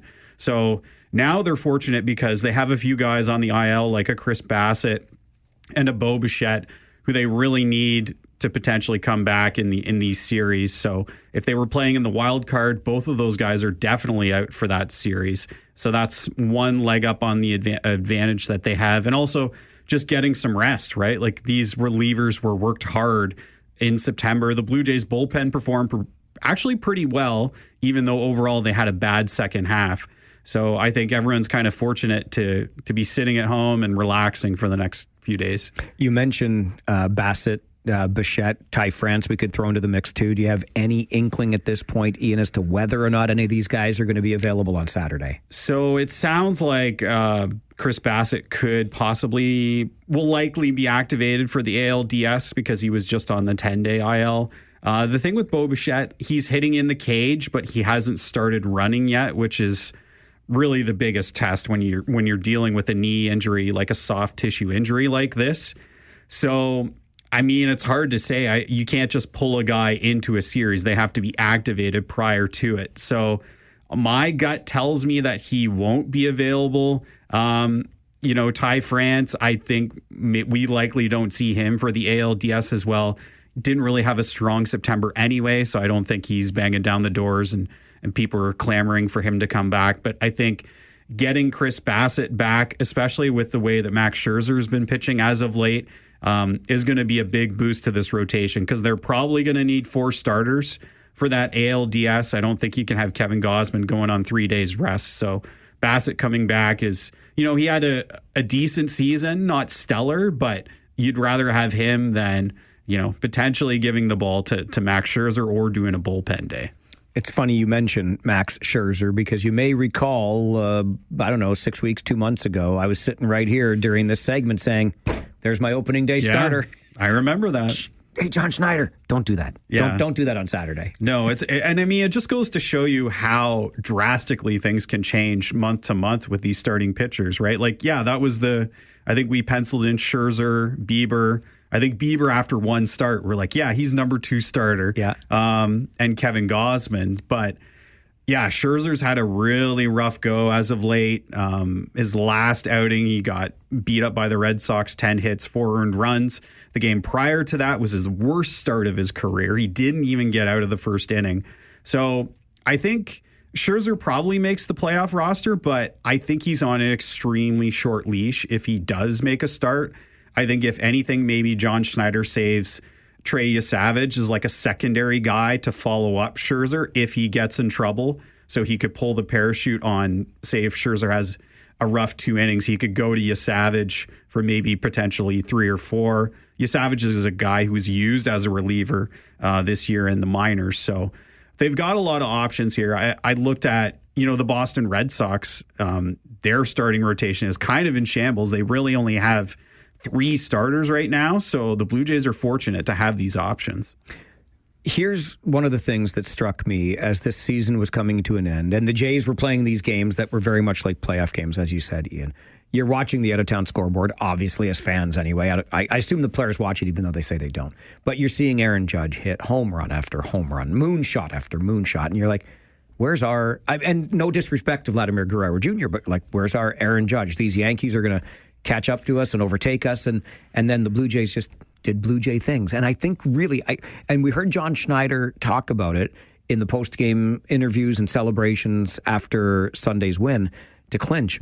But this is a team. And I think up and down the roster, the depth that the Blue Jays have is their biggest asset. You can have all the Aaron Judges you want. Well, maybe not all the Aaron Judges you want, but Aaron Judge alone is not going to be enough to power the New York Yankees.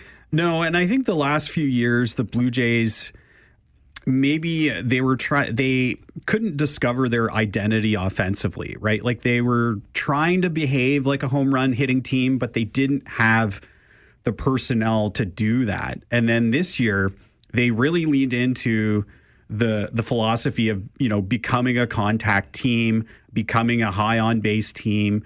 I think they had the second fewest strikeouts in the league as well. So you're not giving away a lot of at-bats. I mean, the Yankees led the league in home runs, which is nice, but sometimes they're few and far between. A lot of these times, like a double to the gap is going to get the job done just as well as a home run might. So, yeah, I think the Blue Jays, don't get me wrong, they had some big home runs this past week, like Alejandro Kirk on Sunday, a massive game for him. Nathan Lucas had a go-ahead home run on Friday. George Springer as well sprinkled in a few home runs too.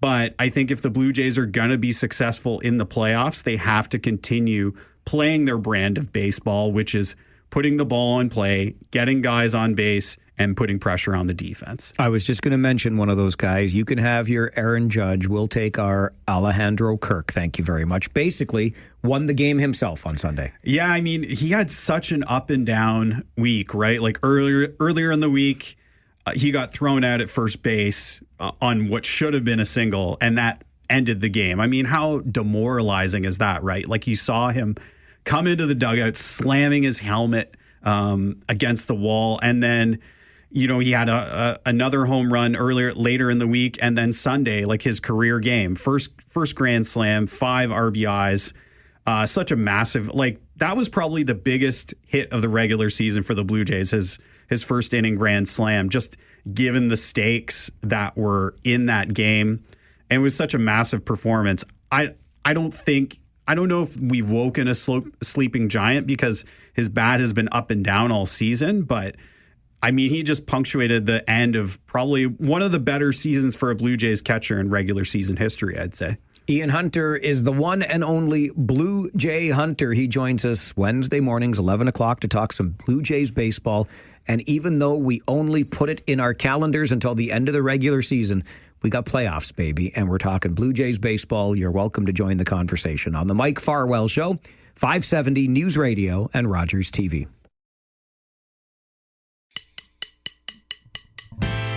On Wednesday mornings at 11 a.m., the Blue Jay Hunter joins us in studio to talk some Blue Jays baseball. The Blue Jays are just waiting. They're just sitting around, feet up, waiting for either the Yankees or the Red Sox, which will begin the divisional series in Toronto on Saturday. I get to be at the game, but we'll just leave that aside for now. Ian, something I actually got in a little bit of trouble for from the loyal listeners to this program earlier this week was my take on the baseball playoffs. And I admit this is very old school of me, but the purist in me kind of longs for the days that only the division winners made it. We had 4 divisions. You win your division, you're into the playoffs. 4 baseball teams. That's it. I think 3 wild cards we're getting, it's a little bit silly to me. Yeah, I mean, there was a lot more luster and more celebration when you won the division, because you were undoubtedly the best team in your league. You were head and shoulders above everyone else. But I always think back then, only 4 teams made the playoffs. That was such exclusive company. You could win 90 plus games, 95. I think the Jays even had one of those years where in the mid 80s where they were a really good team, but they didn't make the playoffs. And now you've got 12 teams with the addition of the extra wild card out of 30 teams making it. I don't think it needs to go the route of NBA and NHL where half the league needs to get in, but I like this parity. I like having the underdogs in there that potentially go, like a few years ago, Arizona Diamondbacks and the Texas Rangers, both wild card teams. They had no business being there, but they went all the way to the World Series. So I think it just makes for a more level playing field. And then other teams like maybe your Yankees, your Dodgers, don't run away with it every year.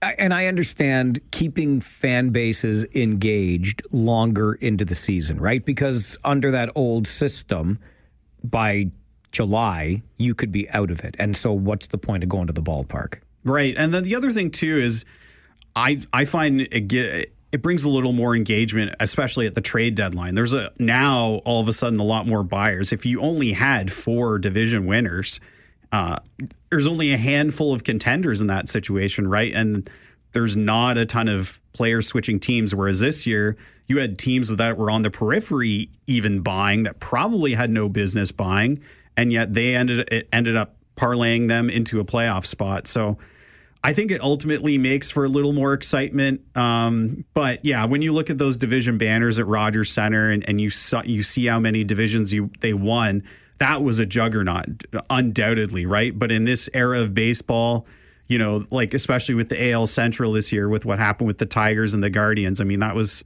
kind of wonky there. So yeah, I think 12 is fine. We don't need to expand it any further, but 4 is just far too few for me. All right, let's look at this Blue Jays team, Ian. First of all, do you have a preference, Yankees or Red Sox? I mean, the Red Sox are now in the driver's seat. I don't think a team has ever come back in a wild card series after dropping the first game. But do you have a preference as to who the Blue Jays face? I mean, if you're a Jays fan, I think you probably prefer the Red Sox. The Yankees have the better starting pitching. They've got Max Fried, Carlos Rodon, Cam Schlittler, Luis Heel. That's the fourth best starting rotation in baseball this past year. But the Red Sox have a better bullpen with Aroldis Chapman, one of the best relievers in baseball this year. The Jays played both the Yankees and the Red Sox. They were 8-5 against both of those teams this last year. Their last series they played, they both dropped 2 of 3 to both. So, yeah, I think I feel, even though Garrett Crochet, who put on an amazing performance in Game 1 last night for the Red Sox, even though they would likely have to face him, I feel like the soft underbelly of the Red Sox is a little more catchable than the Yankees. Like the home run power in that lineup is absolutely lethal, and we all know home runs in the playoffs especially can turn the game on a dime. So if I had to pick one or two, I feel like it should be the Red Sox, but oftentimes it doesn't end up going the way you think. So it's just the fact that they have the rest and they're watching their opponents beat up on each other. It just underscores how important it was for the Blue Jays to win that division on the last day of the season. Absolutely. And winning the division, it's so cool to be in the divisional series because, and forgive me, I'm just going to be factual here. I'm not trying to be negative, but the Blue Jays have made the playoffs year after year after year and could have gotten to the divisional series if they could just win a ding-dang playoff game, which they haven't been able to do. Right. Does that weigh on you at all as we head into the weekend and start in the divisional series? You still got to win in the playoffs. Yeah, it's kind of a Toronto sports thing, I feel like, because what was the streak where the Leafs couldn't get out of the first round? Exactly. Right? So the Jays are 0-6 in playoff games since 2020. Traditionally, they're big guys like Bo Bichette, Vladimir Guerrero Jr. have not performed well in those playoff games either. So I think it's a case where you just have to keep running it back, and eventually at some point the monkey's going to come off your back, and maybe it's not Vlad's bat who comes alive. Maybe it's George Springer who kind of punctuates this crazy Cinderella story that he's had. But yeah, I think if you're a player that's weighing on you a little bit, I think more so it's on the fan base because it's cumulative, right? Year after year, it just keeps getting bigger and bigger and bigger. I don't think the players feel that, but I think if you ask the fan base, they're definitely paranoid about it. About 72 hours away. Do we know how the Blue Jays are going to line up pitching-wise for the divisional series? So they haven't officially announced things. They have a few options here. They could roll Kevin Gausman out on Saturday because he would be on 5 days rest, although he didn't have a stellar outing on Sunday. They could easily flip-flop that and go with Bieber in Game 1. So either way, it's going to be Bieber-Gausman, whatever configuration that is. And then the Game 3 situation is going to be interesting. If Chris Bassett is activated, I would maybe expect him to start Game 3. I feel like putting Max Scherzer in a playoff game to start right now is extremely dangerous, and I think you have to have an insurance plan behind him. So like I said earlier, I think if you're going to start Max Scherzer in potentially Game 4, you have to have a guy in the bullpen ready to go like a Trey Yesavage. Or maybe you start Trey Yesavage and bring in Max Scherzer in relief because Scherzer has a 12.96 ERA in the first inning of games this year. So maybe you bring in a reliever as like an opener and then get Scherzer to start. So, yeah, I think it's more than likely. My gut tells me they might lean on Bieber first and then go to Gausman. And then, it all hinges on what happens if Chris Bassett is activated. So if he is, I think he starts Game 3. Just imagine saying that about a surefire Hall of Famer and a former World Series MVP, Max Scherzer. Pretty dangerous to put him into a playoff game. Yeah, I mean, don't get me wrong. He's pitched some big games for the Blue Jays this season. And as we said earlier in the year, when he came off the mound in that first inning of that game, I thought we might not see Max Scherzer again this season. So the fact that he came back, pitched in 17 games for this team has been gravy. But in the playoffs and in late September, you've got to go with a hot hand. I know he's got an impressive resume, but if someone like a Trey Yesavage is pitching much better, I think you have to give the ball to him because It just, I think it makes people nervous when you lean on someone, especially if they've had really bad outings as of late. All right. So you're good to be here next week again at minimum. But Yeah. I think, Ian, I really do. I think even longer. But until the Blue Jays are done, we are not done with Blue Jay I'm Hunter. just going to go week to week. I'm not going to put it in the calendar. I'm not going to jinx anything. I like it. I'll just keep showing up till they're in the playoffs. Okay. Week to week with Ian Hunter, Wednesday mornings at 11, talking some Blue Jays baseball. Thanks, buddy. Yeah, thank you. It's the Mike Farwell Show on 570 News Radio and Rogers TV.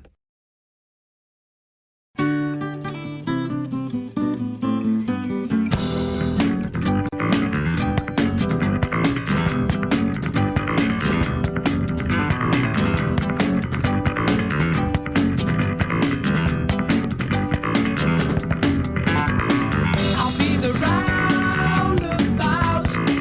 The words will make you out and out. I spend the day away. Call it morning, driving through the sun and in and out the valley. Well, the music you would have expected to start political R&D this Wednesday morning, because it was a week ago, just before I got sick, like the softy that I am, that I was out and about with Rob Deutschman, who joins us every Wednesday morning at this time for political R&D. And we deliberately went out. We had intention to learn a little bit more about how pedestrians navigate our roundabouts. Now, Rob, you thought you were going to teach me something on this little trip that we took. Why don't you recap our exploits a week ago? Well, first of all, a couple of things. Not that I thought, I know I did, but just on this illness, I think you were trying to plant something on me, like a Russian spy or something, and it reversed and fell on you so that we couldn't do the show because you realized.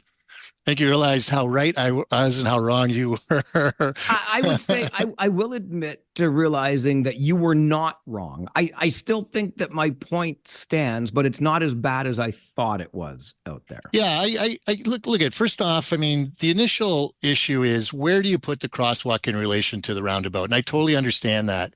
I'm not an engineer, but this is the funny thing though, Mike, just a little inside baseball at the Horseshoe is the regional chair, when I was first on regional council from 2010 to 2014, Ken always used to chide us a bit for being, quote, engineers around the Horseshoe. And so what that means is that, you can get your staff reports and you can, all these engineers and other people and planners will come and put their things together.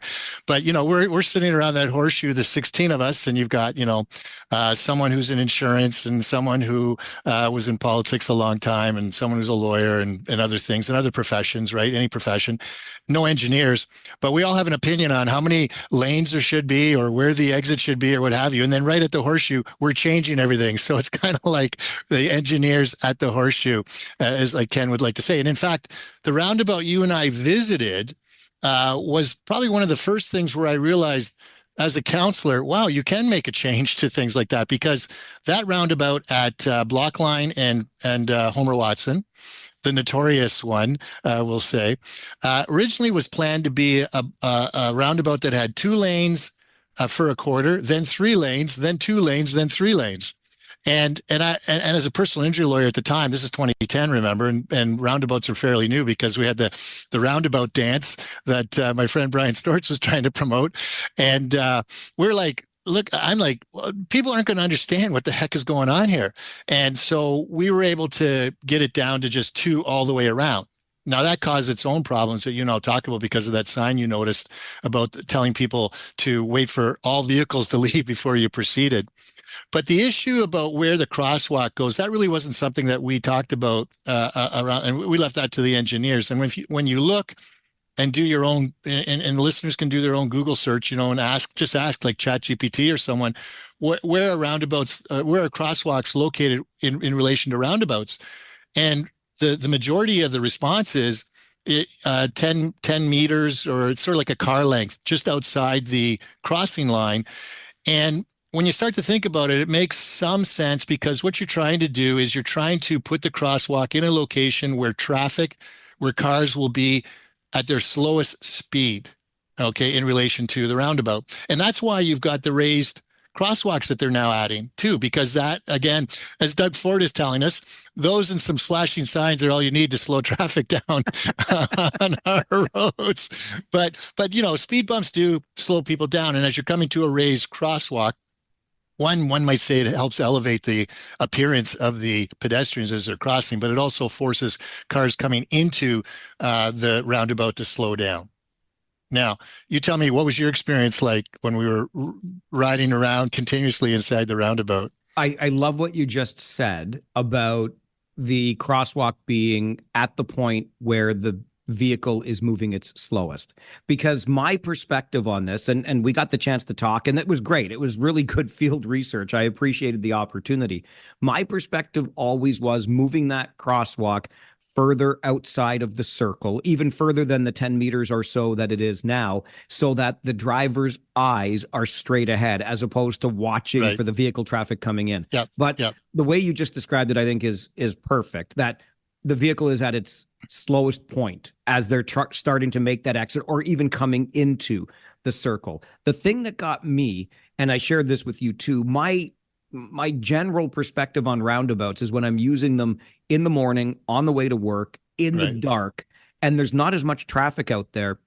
And the way, Rob, my fellow road users in vehicles treat the roundabouts, it's like a little slingshot. Like, they are hustling through there. And I'm always extra cautious because I think if anybody's out for a morning walk in the dark, boy, oh boy, is this going to be a dangerous situation for them. And I think that's sort of, and I agree with you on that point. And certainly because as a personal injury lawyer, I talk to a lot of people about accidents that they have and stuff, right? And we're not putting the blame on pedestrians. We're not putting the blame on car drivers or anything, but anything one can do as a car driver to be more aware, as a pedestrian to be made more aware in terms of what you're wearing, let's say like reflective material at nighttime and that sort of thing. But I think what has to happen now is that we have to revisit the design to see what we can do in terms of those nighttime situations. For example, I mentioned to you that I brought in a kid like 15 years ago with a science project for pedestrian signaling. When a pedestrian is going to cross within the crosswalk, they push a button, lights at all four, we'll say corners. I know we're talking about a roundabout, but all four corners lights up. So then people now are aware, oh, there's a pedestrian in the vicinity of this roundabout. I should be aware now that there's somebody that might be crossing. Do we deal with better lighting? So it's that saying, what is it? Like, don't let perfection be the enemy of the good or something like that. So it's sort of like, let's get it in. We're expanding it because, Mike, I can say it truly reduces the severity of injuries that do occur because your car-to-car contact is different than a T intersection or a crossing intersection where you have the right angle hits. These are more angle hits, and so the severity of an angle hit at a slower speed is a lot less severe in terms of bodily injury for people. And even though we always hear those police reports, well, only minor injuries at the time of the accident. I can tell you, people subsequently can go on to develop chronic pain and other psychological or emotional disorders that can have a traumatizing effect in many ways for a long period of time. So roundabouts do a good job. Now, Mike, it all depends too in terms of the neighborhood. So, for example, if you take Kingsway Road behind Fairview Park Mall, they have two mid intersection crosswalks, right? And the theory is, if you put the crosswalk in an area where people don't expect a crosswalk to be, okay, and then there's a stop, people who are driving might not be quite 100% attentive to everything that's in front of them, and not expecting a mid block crosswalk to occur, can strike a car from behind because suddenly they're stopped because there's a crosswalk going on. So the mid-block collisions are probably the biggest reason given, and it depends. So, and I gave you the example of the young student that I had acted for who was coming out of was it Forest Heights? No, Eastwood. Not Forest Heights. Eastwood, sorry. Yeah. And and it's known that they're crossing through the Red Lobster, or the old Schwaben Club there across the road, and that's a definite mid-block by the Rockway Gardens there. And subsequently, they did put up one, but I can tell you at the time of the litigation, the engineers were dead set against putting up a mid-block because there were two crossing sections, but they were far away. One at the Rockaway Center, one down by Montgomery, right? So it's too far for the students to go, unfortunately. This is the thing that you and I talked about when I was saying, listen, let's move the crosswalk 10 or 15 meters. The more we inconvenience, if you will, the pedestrian, the less likely they are to follow that quote unquote official. Look, we're creatures of convenience. Take a look at, they talk about bridges, building bridges. You know, the one at University of Waterloo. There used to be a bridge that went over the road. Oh, yeah, the pedestrian. No, I remember that. Yeah. Nobody takes it. That's a really good point.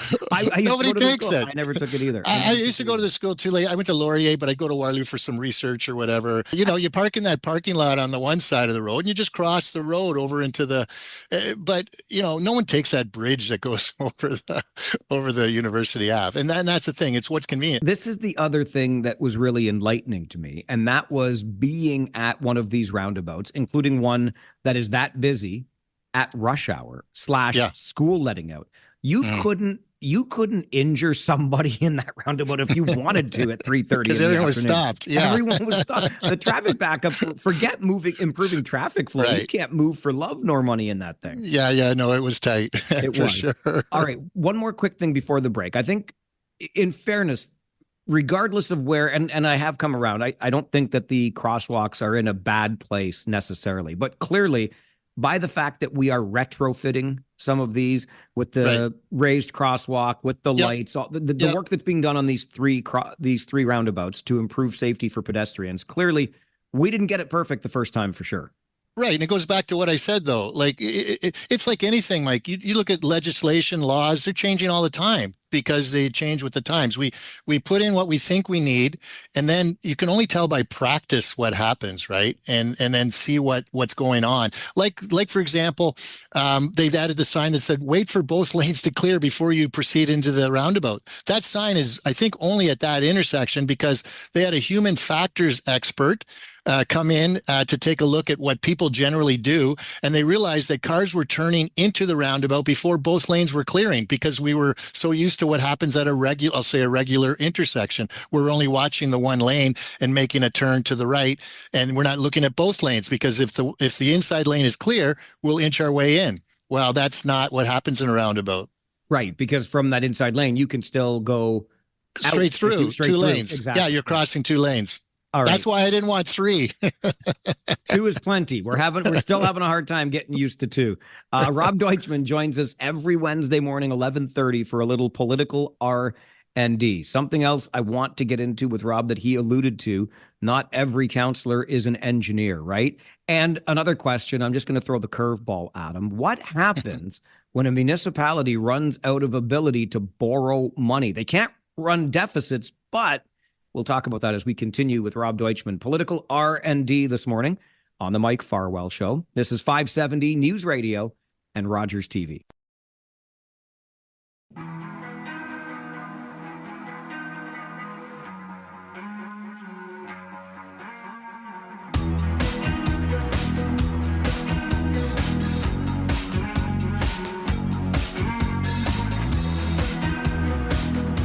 Wednesday mornings, 11:30. Rob Deutschman, former regional councillor, former candidate for MPP in Cambridge, joins us for a little political R&D, getting some insight into the workings around a council horseshoe. Something you said earlier, Rob, when we were talking about roundabouts and how former Chair Sealing used to tease councillors. All of a sudden, they become engineers. But I think that speaks to, and I want to kind of pull back the curtain on this a little bit, the relationship between council and staff. And really, staff are doing, not to take anything away from the councillors, but staff are doing the heavy lifting here. You've got engineers, you've got planners, you've got financial people, and council really is that governance body.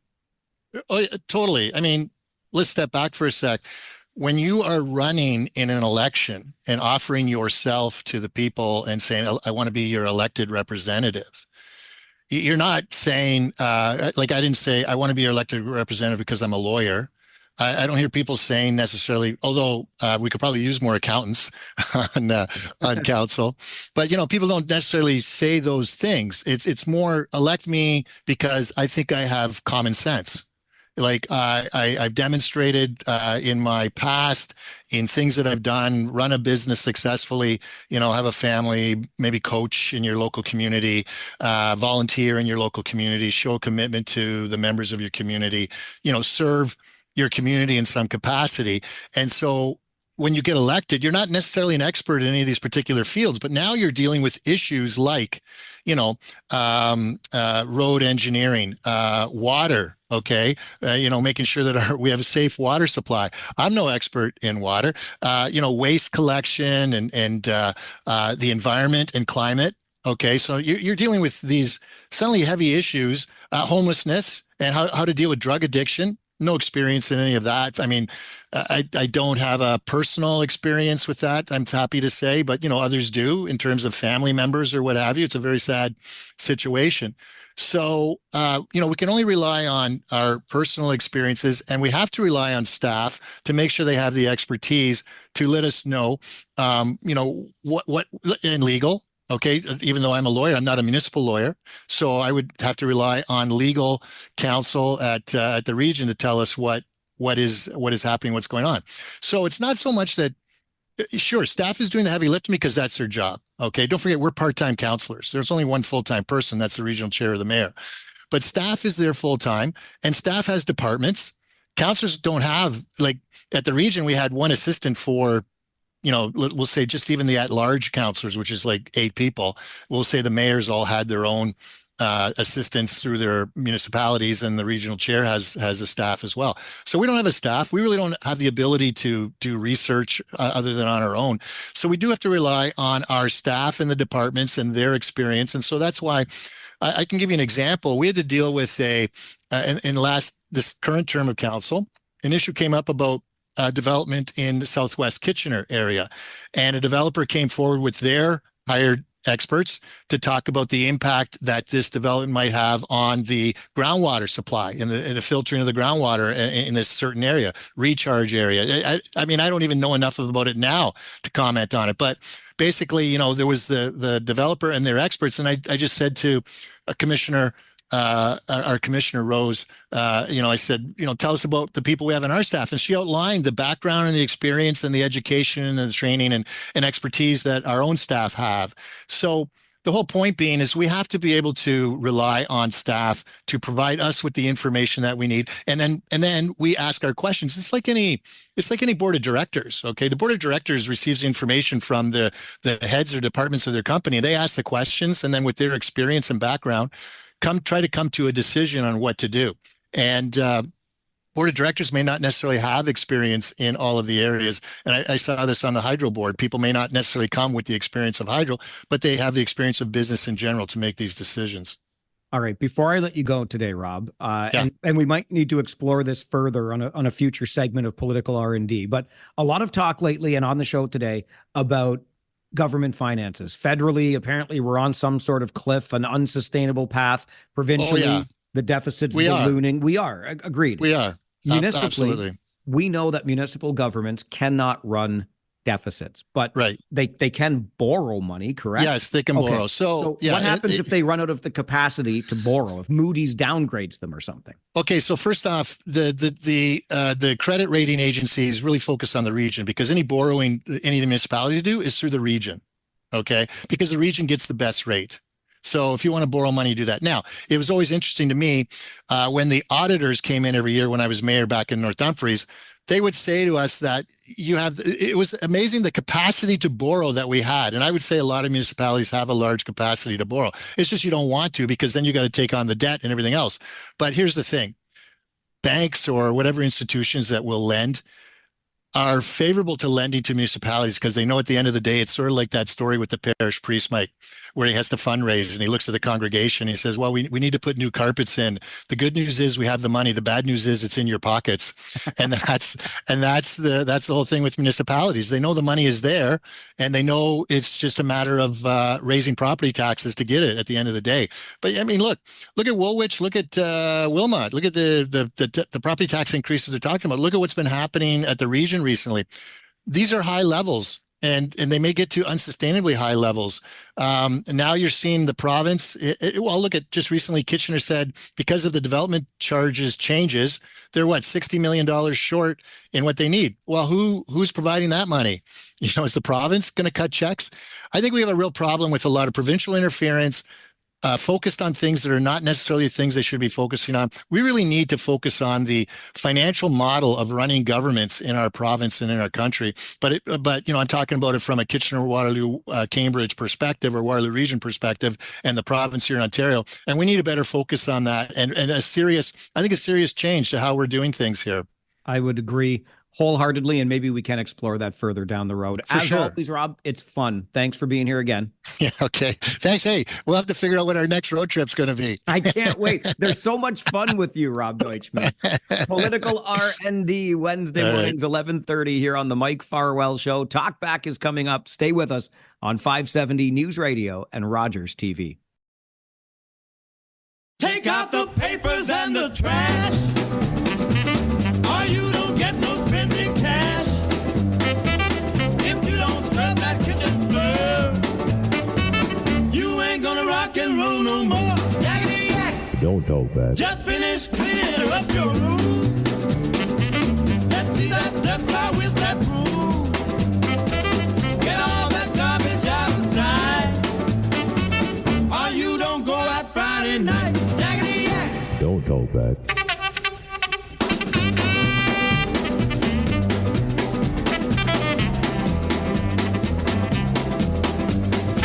Oh, look at that.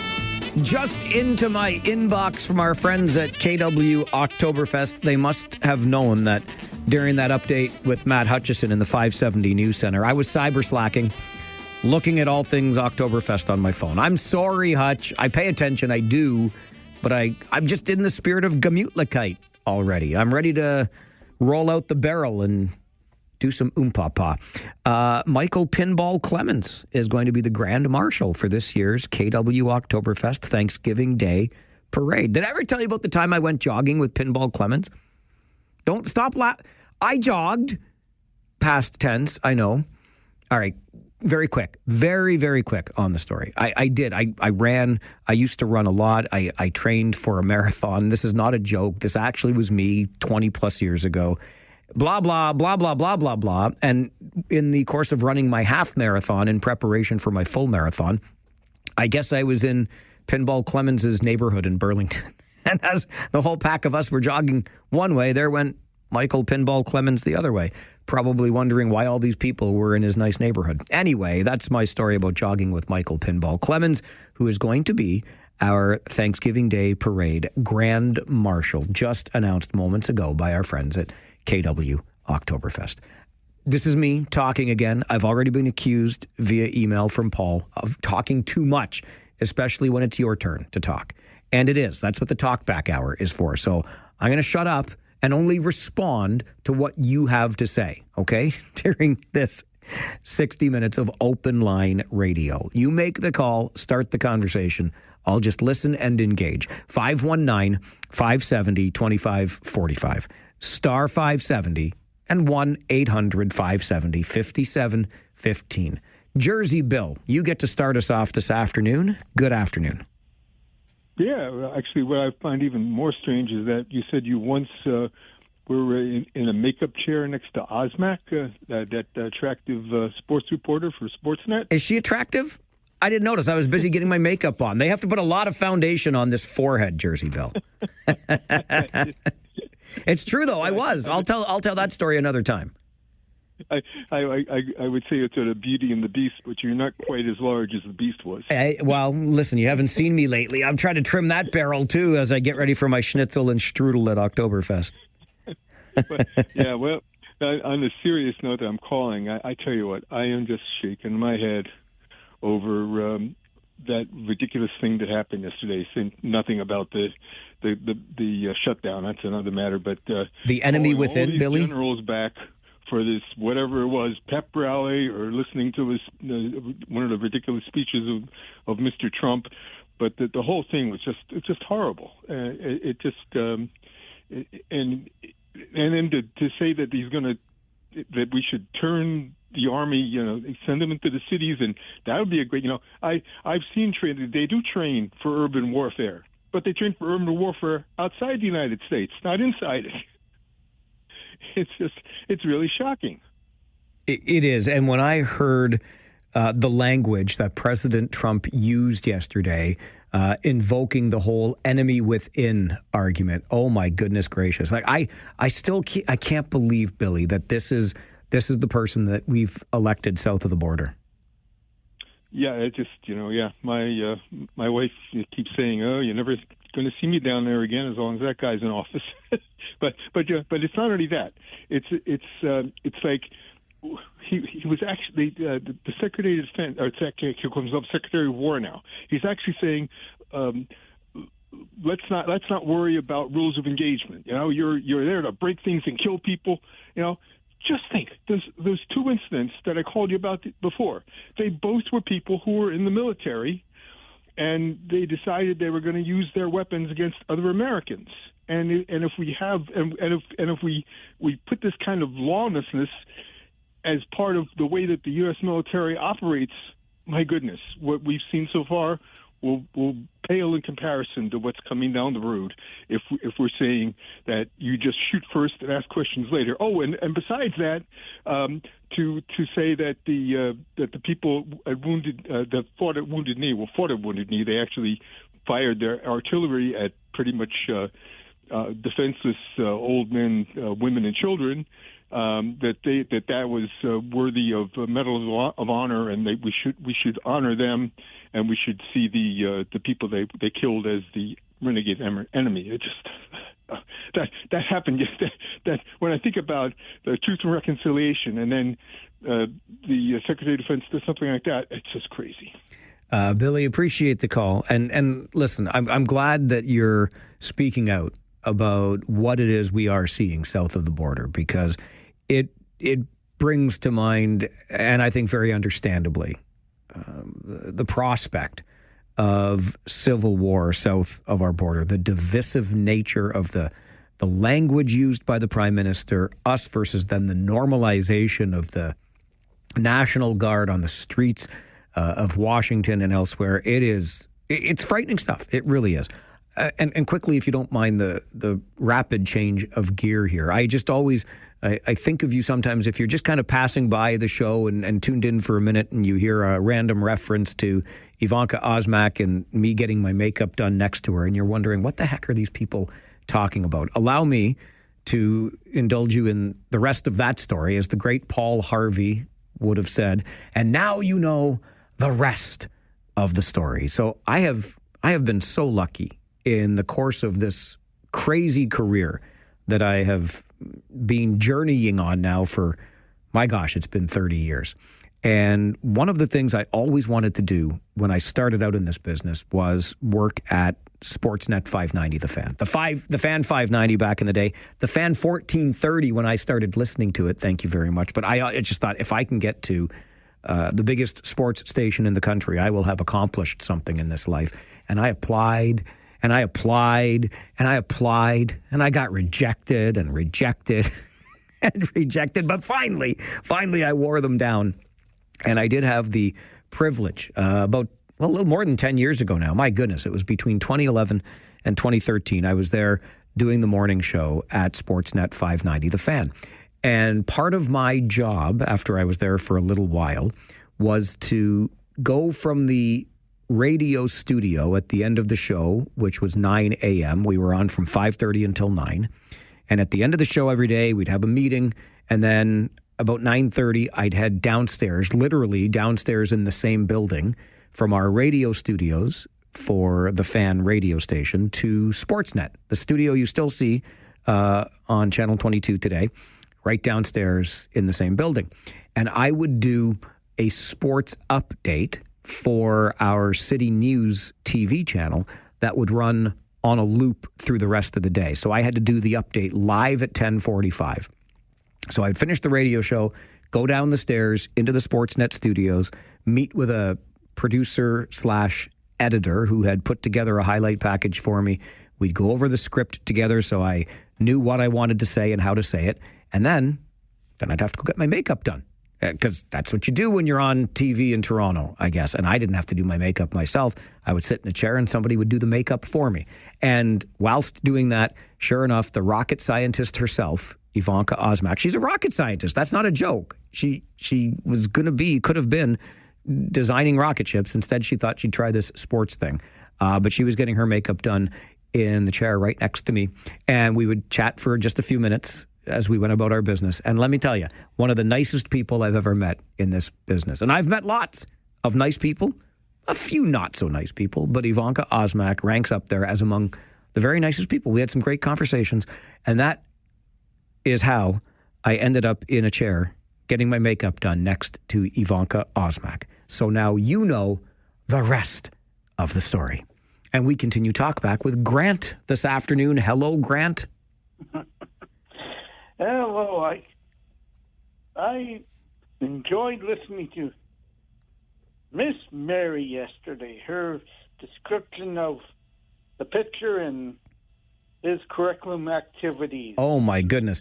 Yes, Mary, one of our regular callers, Farwell's Force, member number 1, was talking about baseball pitchers and adjusting themselves and scratching themselves and spitting. Their parents must be so proud of them. Yeah, I'm all for Mr. Snyder celebrating nonstop for the pennant. Why not? You made it sound like they won it last year. It's been 10 years. I'd be loud, right? I'm with you, Grant. I like it. Celebrate the pennant for sure. I wasn't so sure that the Blue Jays should have celebrated the wild card, just clinching the playoffs as much as they did. But I don't know. I've never clinched a playoff spot before, so what do I know? Yeah, I would be. Okay. I bet you your friend's going to charge you $500 for that ticket for Saturday. I'd say, here, $500.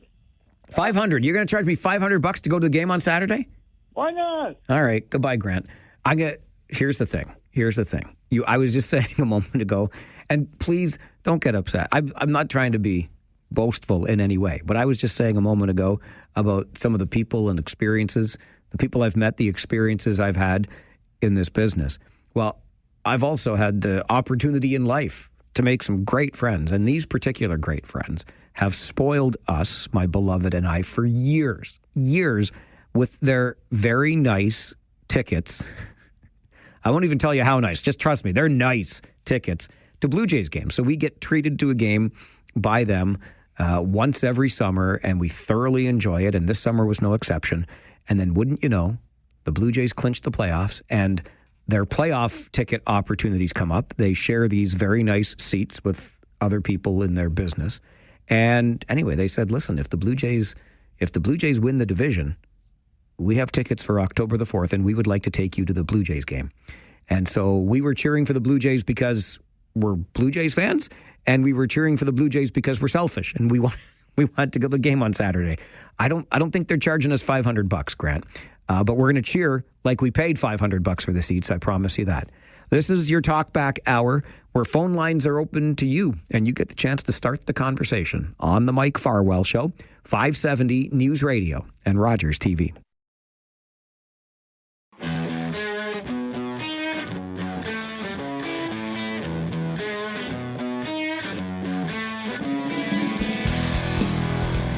A few things in the news today that have caught my attention. One of them that occurred at a meeting of our public school board just this week. And credit where it's due. My buddy Dan shared this on social media last night, so it came across my radar. And I did indeed raise a Spockian eyebrow because I know I've been clear over these last many years about my feelings towards our public school board in this region. I mean, this group puts the fun in dysfunction, let me tell you. And I think you know that because you've borne witness to the dysfunction week after week, year after year, meeting after meeting with this particular gaggle of counselors or trustees, pardon me. And I've said before, and I will say again, that when the opportunity comes around 1 year from now, next October, there's a municipal election. And during a municipal election, you have the opportunity, we all have the opportunity, well, I vote in the Catholic board for what it's worth, but if you're voting for public school board trustee, you have the option to vote for anyone different than the existing public school board trustees. And I would encourage you to do that because, again, if you want a picture of a dysfunctional group, this is it. And that, I think, came to the fore at the meeting on Monday when one of the public school board trustees decided to pay homage to the late Charlie Kirk. There's nothing wrong with paying homage to the late Charlie Kirk. You can mourn, you can post what you want to post on social media about Charlie Kirk's passing, etc. But I think it's fair to ask the question, what relevance is there to our local public school board? And I think more to the point, our local public school students whose best interests should be the best interests of our trustees, right? Like the trustees' job should be to protect and advance the best interests of students within our public school system. So why on earth board trustee Cindy Watson decided to do this? Well, I got a theory. I did want to acknowledge that we have many students, parents, guardians, and staff who are mourning the martyrdom of Charlie Kirk. Whether they are Christians like myself or people who believe strongly in the freedom of speech or both. Charlie Kirk's loved Jesus, his family, and freedom of speech. His legacy of love. Trustee Watson, I am going to interrupt you. Will continue to flourish. Trustee Watson, that was inappropriate. Charlie Kirk does not work for the Waterloo Region's District School Board. No, but I'm representing... I am not arguing you were out of order. I don't believe I am out of order. You may not of order. I don't believe I am. Are there any declarations of pecuniary interest? Point of order, Madam Chair. What is your point of order, Trustee Ramsey? I'm just trying to better understand why she's out of order. We're speaking to something with respect to impact on many of her parent and student community. I'm just kind of wondering why would it be out of order? Mr. Kirk is a resident of the United States, and he, people are free to mourn his death, but that is not a relevant issue for a board meeting. I extend my congratulations to Chair Radlin for shutting that down, declaring it out of order, because of course it was, for the reasons that she stated. And I'm not exactly sure that's the message that Trustee Watson was even trying to get across, right? That people are sad because Charlie Kirk is a martyr, mourning the martyrdom of Charlie Kirk. Bottom line is, I think that, and I'll go back to what I said before, this group puts the fun in dysfunction. I think Trustee Watson was being intentionally provocative with her statement about Charlie Kirk at a local public school board meeting. It has zero bearing on anything going on in our public schools in this region, and it doesn't really have a place at the public school board meeting. But again, intending to provoke others around that trustees table, and this is just one. This is what our public school board trustees get up to. Maybe what this is really doing is helping to embolden the case for our education minister to wipe out boards of trustees entirely, which is not something I would be entirely against, if I'm being honest with you. But my goodness, you have a chance with your vote next October. I'll just remind you of that. Terry is with us on Talkback. Hello, Terry. Hey, good afternoon, Mike. I know I was cut off yesterday because I was being distracted. You were having another conversation. If you want to talk to me, I'll listen and I'll talk to you. But you were having another conversation. It was unexpected. But going back to yesterday, Mike, you were saying something about the lowest common denominator. Do you remember? Like we were talking about you know how brackets teams, sports leagues now tend to go to the bracket system as opposed to the reseeding system. And you said, aren't we catering to the lowest denominator? Well, just by, I think I use that in the context of so many teams get in. So basically, we're rewarding mediocrity. I want to reward excellence. Well, we can do it like the soccer leagues, nationwide soccer leagues, when they have the Premier League. The Premiership League in England, they play they have like 20 teams in one division. They play each other twice, and whoever finishes first wins the league. They don't even have playoffs. Fine by me. Once upon a time when there was only like 8 teams in each baseball league, that's how it was. The winner of the National League played the winner of the American League. I was the World Series. I like the pursuit of excellence, Terry. That's what I like. I agree with you to a point. The only problem with that, Mike, is that as we expand, there's more and more and more and more. So it's hard to get a... Say right now you have a 30-team baseball league. If you play everybody twice, there's 60 games. How are you going to fill in the other 100? Play everybody 4 times? I don't know. I think it's just an evolving thing. And the thing about the brackets that make it more popular is March Madness created all this, because look how interesting the March Madness bracket is. Everybody talks about it. Sure, and everybody loves a good underdog story. I get it. That's right. That's why they do it, Mike. Do I agree with it? I don't know. It's like last night. Terry, I'm running up against the clock real fast. Okay, so, I was just going to say the baseball games yesterday, they're all good except that last one. I think the Reds just went out to LA for the plane ride and go for a stay at a nice hotel for a couple of nights. That's all they're doing there. Anyway, Mike, thanks for taking my call. I'll catch you later. Thanks, Terry. This is Talkback on the Mike Farwell Show. You're welcome to participate. 570 News Radio and Rogers TV.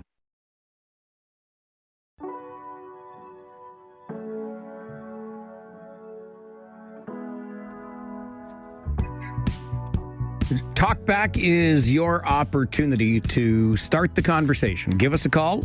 Let us know what you think about the news of the day. We've discussed a lot of it during the show. Maybe something you think we should be aware of. Call us and let us know. Back to the phones. Rob is next. Good afternoon, Rob. Yeah, hi, Mike. How you doing today? I'm doing great, thanks. How are you? I'm fine. I'm a long-time listener. I've only called in once or twice, but I really love your show. I really appreciate that. Thank you. Yeah. Reason why I'm calling in, I was intrigued by your story about, your history with Sportsnet and all that sort of thing, which is totally cool because, I used to listen to Bob McCowan probably for about 20 years as I was commuting to Toronto every day from Kitchener, and I found him so great to listen to, and he's arguably the best sports caster or whatever in his field for the longest time. Just wondering if you had a chance to meet him ever, if he's as nasty as he comes across on the radio, or if that's a facade, and if you know anything about him now. I know he was let go in 19, then he ended up doing a podcast, which I listened to. I know he had a couple strokes, and now I don't hear from him. So I really miss him in the afternoon when I'm driving home. First of all, Rob, you have excellent taste. I, too, quite taken with Mr. McCowan, and one of the reasons that I was inspired to want to be a part of that station someday. So I concur with everything you said. I don't know, unfortunately, how Bob is doing now. I know he has had some health issues, and the podcast he has wrapped up now. But I'm not exactly sure. It's not like we were ever close. Did I ever get the chance to meet him? Yes. Is he as much of a jerk as he likes to come across on the radio? I would say no. However, I also wouldn't describe Bob as a particularly warm individual. Nope. But I think, yeah, and listen, we were on different shifts. I would be on my way out. He'd be on his way in. And really, I think he just wanted to focus on what he was doing. So it was nothing more than the casual passing hello, and it was usually pretty gruff or quick from Bob. But I respect that he's a professional, and he wanted to make sure he was ready for his show.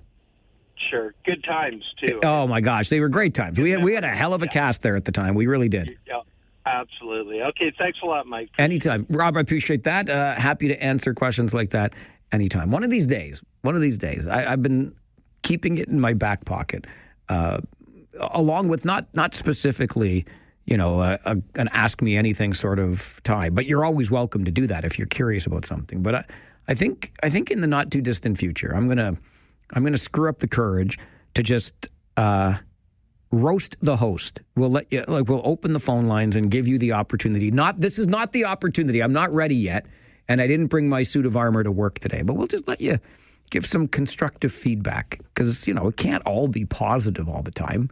You don't love everything I do or we do, so I'll just let you have at it. But not today. One of these days, though. Brenda, you're on Talkback. Good afternoon. Good afternoon. How are you today? I'm fine, thank you. How are you? Oh, not too bad. I'm just commenting on what that trustee said. She was out of line, in my opinion. I never heard of this Charlie guy. I don't know what he stands for. I don't care. He's a Yankee. It doesn't affect me.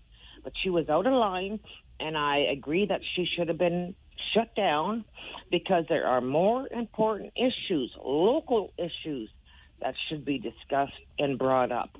But that, no. I don't know what medication she was on, or if she didn't take her medication that day, but no, I agree with her being shut down. All right, Brenda, I appreciate the call and the thoughts on that. As I said, I think it was a deliberate attempt to be provocative, because that's what our school board trustees at the public board like to do to one another, I believe, just from watching meeting after meeting after meeting. They don't get on well, to say the very least, and I think at times they deliberately try to get under one another's skin. Listen, and for somebody in my line of work, maybe I should hope they all stay around, because boy, oh boy, it can make for entertaining conversation. But if we want to actually forward the interests of the students attending our public schools, then I think we should have a better board of governance to do that. That was one of the issues in the news today that I mentioned just before our news update. One of the others, as you of course have heard, is a motion that will be brought forward at a committee of regional council next week. And that motion will suggest or ask that we stop immediately our speed camera program. Why continue rolling out more cameras when we are facing the likelihood of that speed camera program being canceled completely by Premier Doug Ford?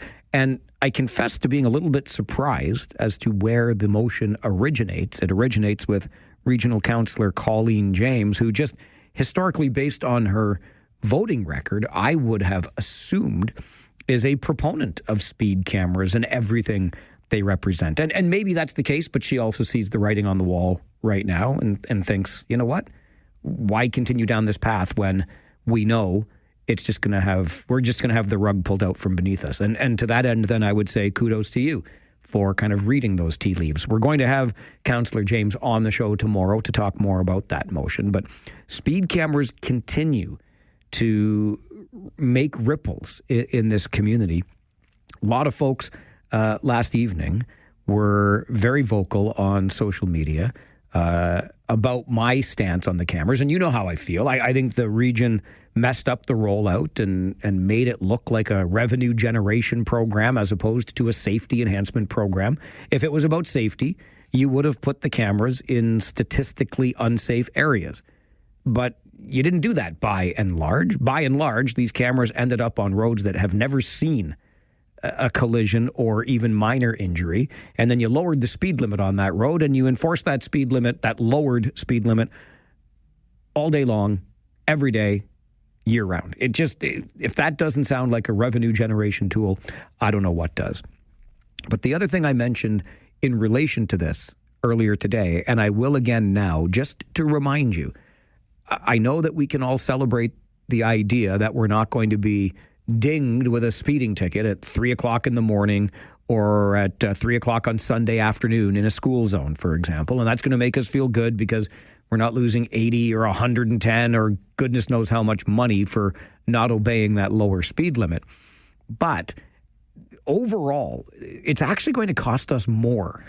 It's going to cost us more to have the speed cameras removed, because at least, if you will, the cameras generate so much revenue that they don't come necessarily at a cost to the region, right? But now, because we're going to cancel them prematurely, we're going to be breaking contracts with the camera providers, so that's going to cost us money.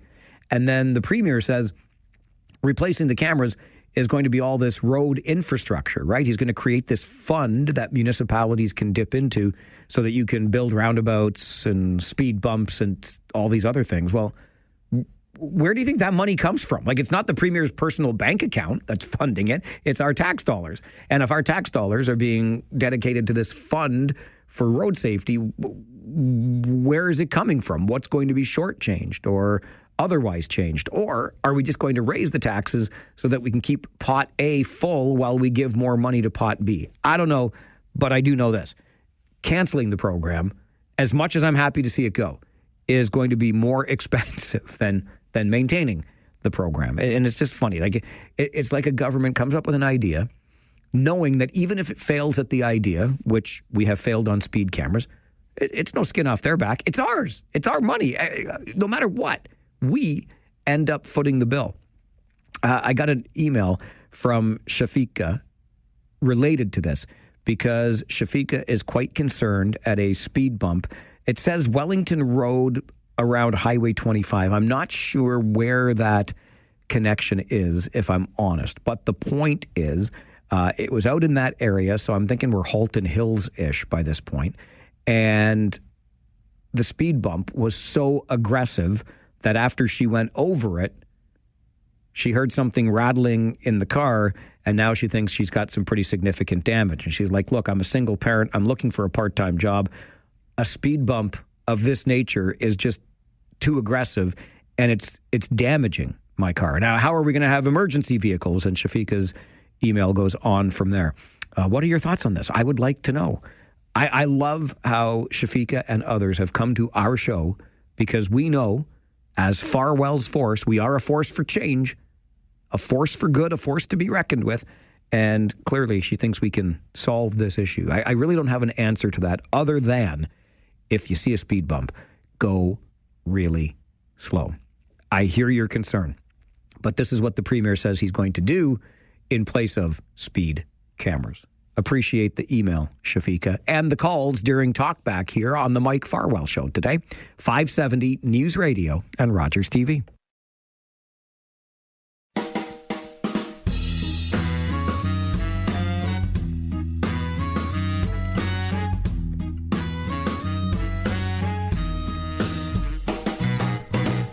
We are into that time of year where one of my favorite municipal services once again starts up. And by favorite, I mean least favorite. I'm going to talk about it, though, because it is that time of year. And I'm going to extend kudos to the city of Cambridge. Way to get out ahead of the story, Cambridge. Good job by you. I will get to that. But it is the Talkback Hour, and we want to hear from you. So right back to the phones we go. Conservative Charlie, good afternoon. Hey, Mike, I got a good news, bad news story for you. Okay. Okay, the other day my wife come home. She says, I think I went through Photo Radar. I think we're going to get a ticket. It's on Avenue Road. You come up from Munch down that area, and they sneakily went from 50 to 40 to 30, bang, bang, bang, because there's a school there. It was pretty sneaky. But she said, coming home, the sun was in her eyes. She could hardly see. She had the visor down, this, that. Now, how you're supposed to look at all these signs, I don't know. But I guess some people think, oh, you know, you're speeding, you're a criminal, blah, blah, blah, blah, blah. She says, I think we're going to get a ticket. And I said, I know where you mean. It's a bad spot. It's just a tax grab and blah, blah. But I said, you know, there's some good news here. She said, what's that? I said, what, the postal strike? We might not get that bill for 2 or 3 months. So there's actually a silver lining of some of this, Mike. All right, Charlie. Thanks for the levity on an otherwise frustrating program. Just let's hope that between now and then, your wife doesn't drive through the same speed trap multiple times, and then you get multiple tickets all at once with the slow mail delivery. Well played, sir. Adam, you're on Talkback. Good afternoon. Hello, Mike. How you doing this afternoon? I'm great, thanks. How are you? Good, thank you. Good. I don't understand what the sympathy is for people that aren't following the rules. I mean, if you follow the rules, nothing will happen. So why is there such concern for all these people that break the laws and suffer the consequences? Well, I think it's because, Adam, alluding to what Charlie just said, somebody changed the rules midway through the game, and a lot of us don't think that's fair. Okay, that makes sense. But Okay. you just said that hopefully she doesn't drive through it again. Well, now she knows, so she probably will know not to do it again. I hope so. And then driving over speed bumps, there's signs, and I just don't understand. Like, I have small children. We have people flying through our speed zones, not stopping at crosswalks, and it's just gone too far. We're a society of law, and if we don't enforce the law, society will break down and we'll become a third world country. Listen, Adam, I appreciate the call. I won't go as far as third world country with you, but I get it, and you're absolutely right. And I like the personal responsibility argument that you're making here. Right? We are spectacularly bad at operating motor vehicles, and we need to be better at it. We really, yes, even you, okay, really, but I still think that changing the rules of the game midway through the game was unfair. And the way you changed them, the dramatic changes that were made, it doesn't wash with me. But your point is well taken. I appreciate it. Alex, you're on Talkback. Yeah. Now, your last call, there's a lot of rules they don't enforce. There's laws they don't enforce because they don't want to for a variety of reasons. So it's selective enforcement. Well, I think they'd enforce rolling stops if they could. I think they'd enforce all of these things. I'm talking, like, for example, there's a lot of immigration laws that they're not enforcing. Okay. There's the big laws they don't enforce. Okay. All right. So I'm just saying. Yeah. You always are. I know. So, but here's the thing. As soon as you start governing against the will of the governed, people get upset. Very good point. And it's happening. This is a minor thing. It's true. The speed cameras, I got dinged with them twice. It's nuts. I'm glad they're going away. It's a money grab, 100%. But the thing is, if you look at the entire Western world, Europe, North America, Japan even, the governments are governing against the will of the people, and people are getting very angry. This one's a small one, but it's a sign. And everyone I talk to, and I know a lot of liberals, conservatives, a couple NDPers, and they're all on the same page. They're all getting angry because the government doesn't seem to care of the will of the people. And I'm just saying it's a very bad thing. The region and the cities, they're at the small end of the scale, but they need to pay attention too. When the majority of the people are mad about it, stop it. Alex, I think it's a fair point. I think Kitchener Mayor Barry Verbanovic read those tea leaves, and that's why he was there at that news conference with Premier Ford last week talking about the residents of his city's reaction to these speed cameras. And this is a small thing. You're right. I think that governments and political leaders in general, the political class, if I may say, should take note of this, because this is what gives rise to populism. So we'll just, and I'm not passing judgment or sharing an opinion on any of the isms, but this is what happens. And Alex is not wrong, however small this issue may seem to be. It's an issue that I think is small in the grand scheme, but it still chafes my chaps like few others. And so now that we're into the season of fall and we have turned to October, we know that within a few weeks, those signs are going to start going up in our neighborhoods, telling us when the city is going to come by with the heavy machinery to collect the leaves from the side of the road. All we have to do is rake them to the side of the road, right? I cannot stand this service. I think it's so wasteful. It drives me batty. So good for you, City of Cambridge, which sent out an alert yesterday afternoon. Headline, leaf collection, sustainable options for your property. There are several great ways to manage leaves on your property that can benefit both you and the environment. And then it goes on to list them. We need to stop this. We need to get ourselves off the addiction to this service. Bag your ding-dang leaves, please. I'll ask nicely. Please, can you rake up your leaves and bag them instead of raking them to the curb? Or maybe just leave them where they are. That's fine. They'll just sit there under the snow all winter long, provide some nutrients for your ground. I promise it's what's going to happen. Ibrahim, you're on Talkback. Hi, how you doing, Mike? Good. I got about a minute left. Good. A minute left. Okay. This is speed cameras. I support you 100% on that. It is money grab. You called long before even the Ford called it money grab. I did, yes. Even the area they put it, like you said, Mike, it's never accident happen. My 25 years in this area in Kitchener, so I live it. There is no any accident happening.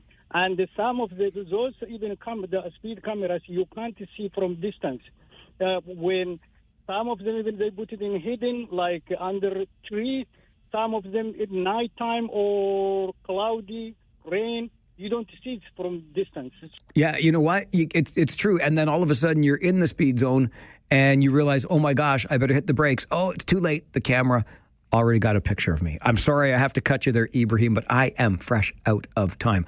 Tomorrow, Thursday, first Thursday of the month, we're going to have a throwback Thursday and tell you one of the creepiest, and I do mean creepiest story from our region's history. We're going to talk to Regional Councillor Colleen James about her motion about speed cameras coming to a regional committee next week. Gary Chalk will be here with Living Retired and more. So I'll come back tomorrow morning at 9 and I invite you to join me. My name is Mike Farwell. Bye for now.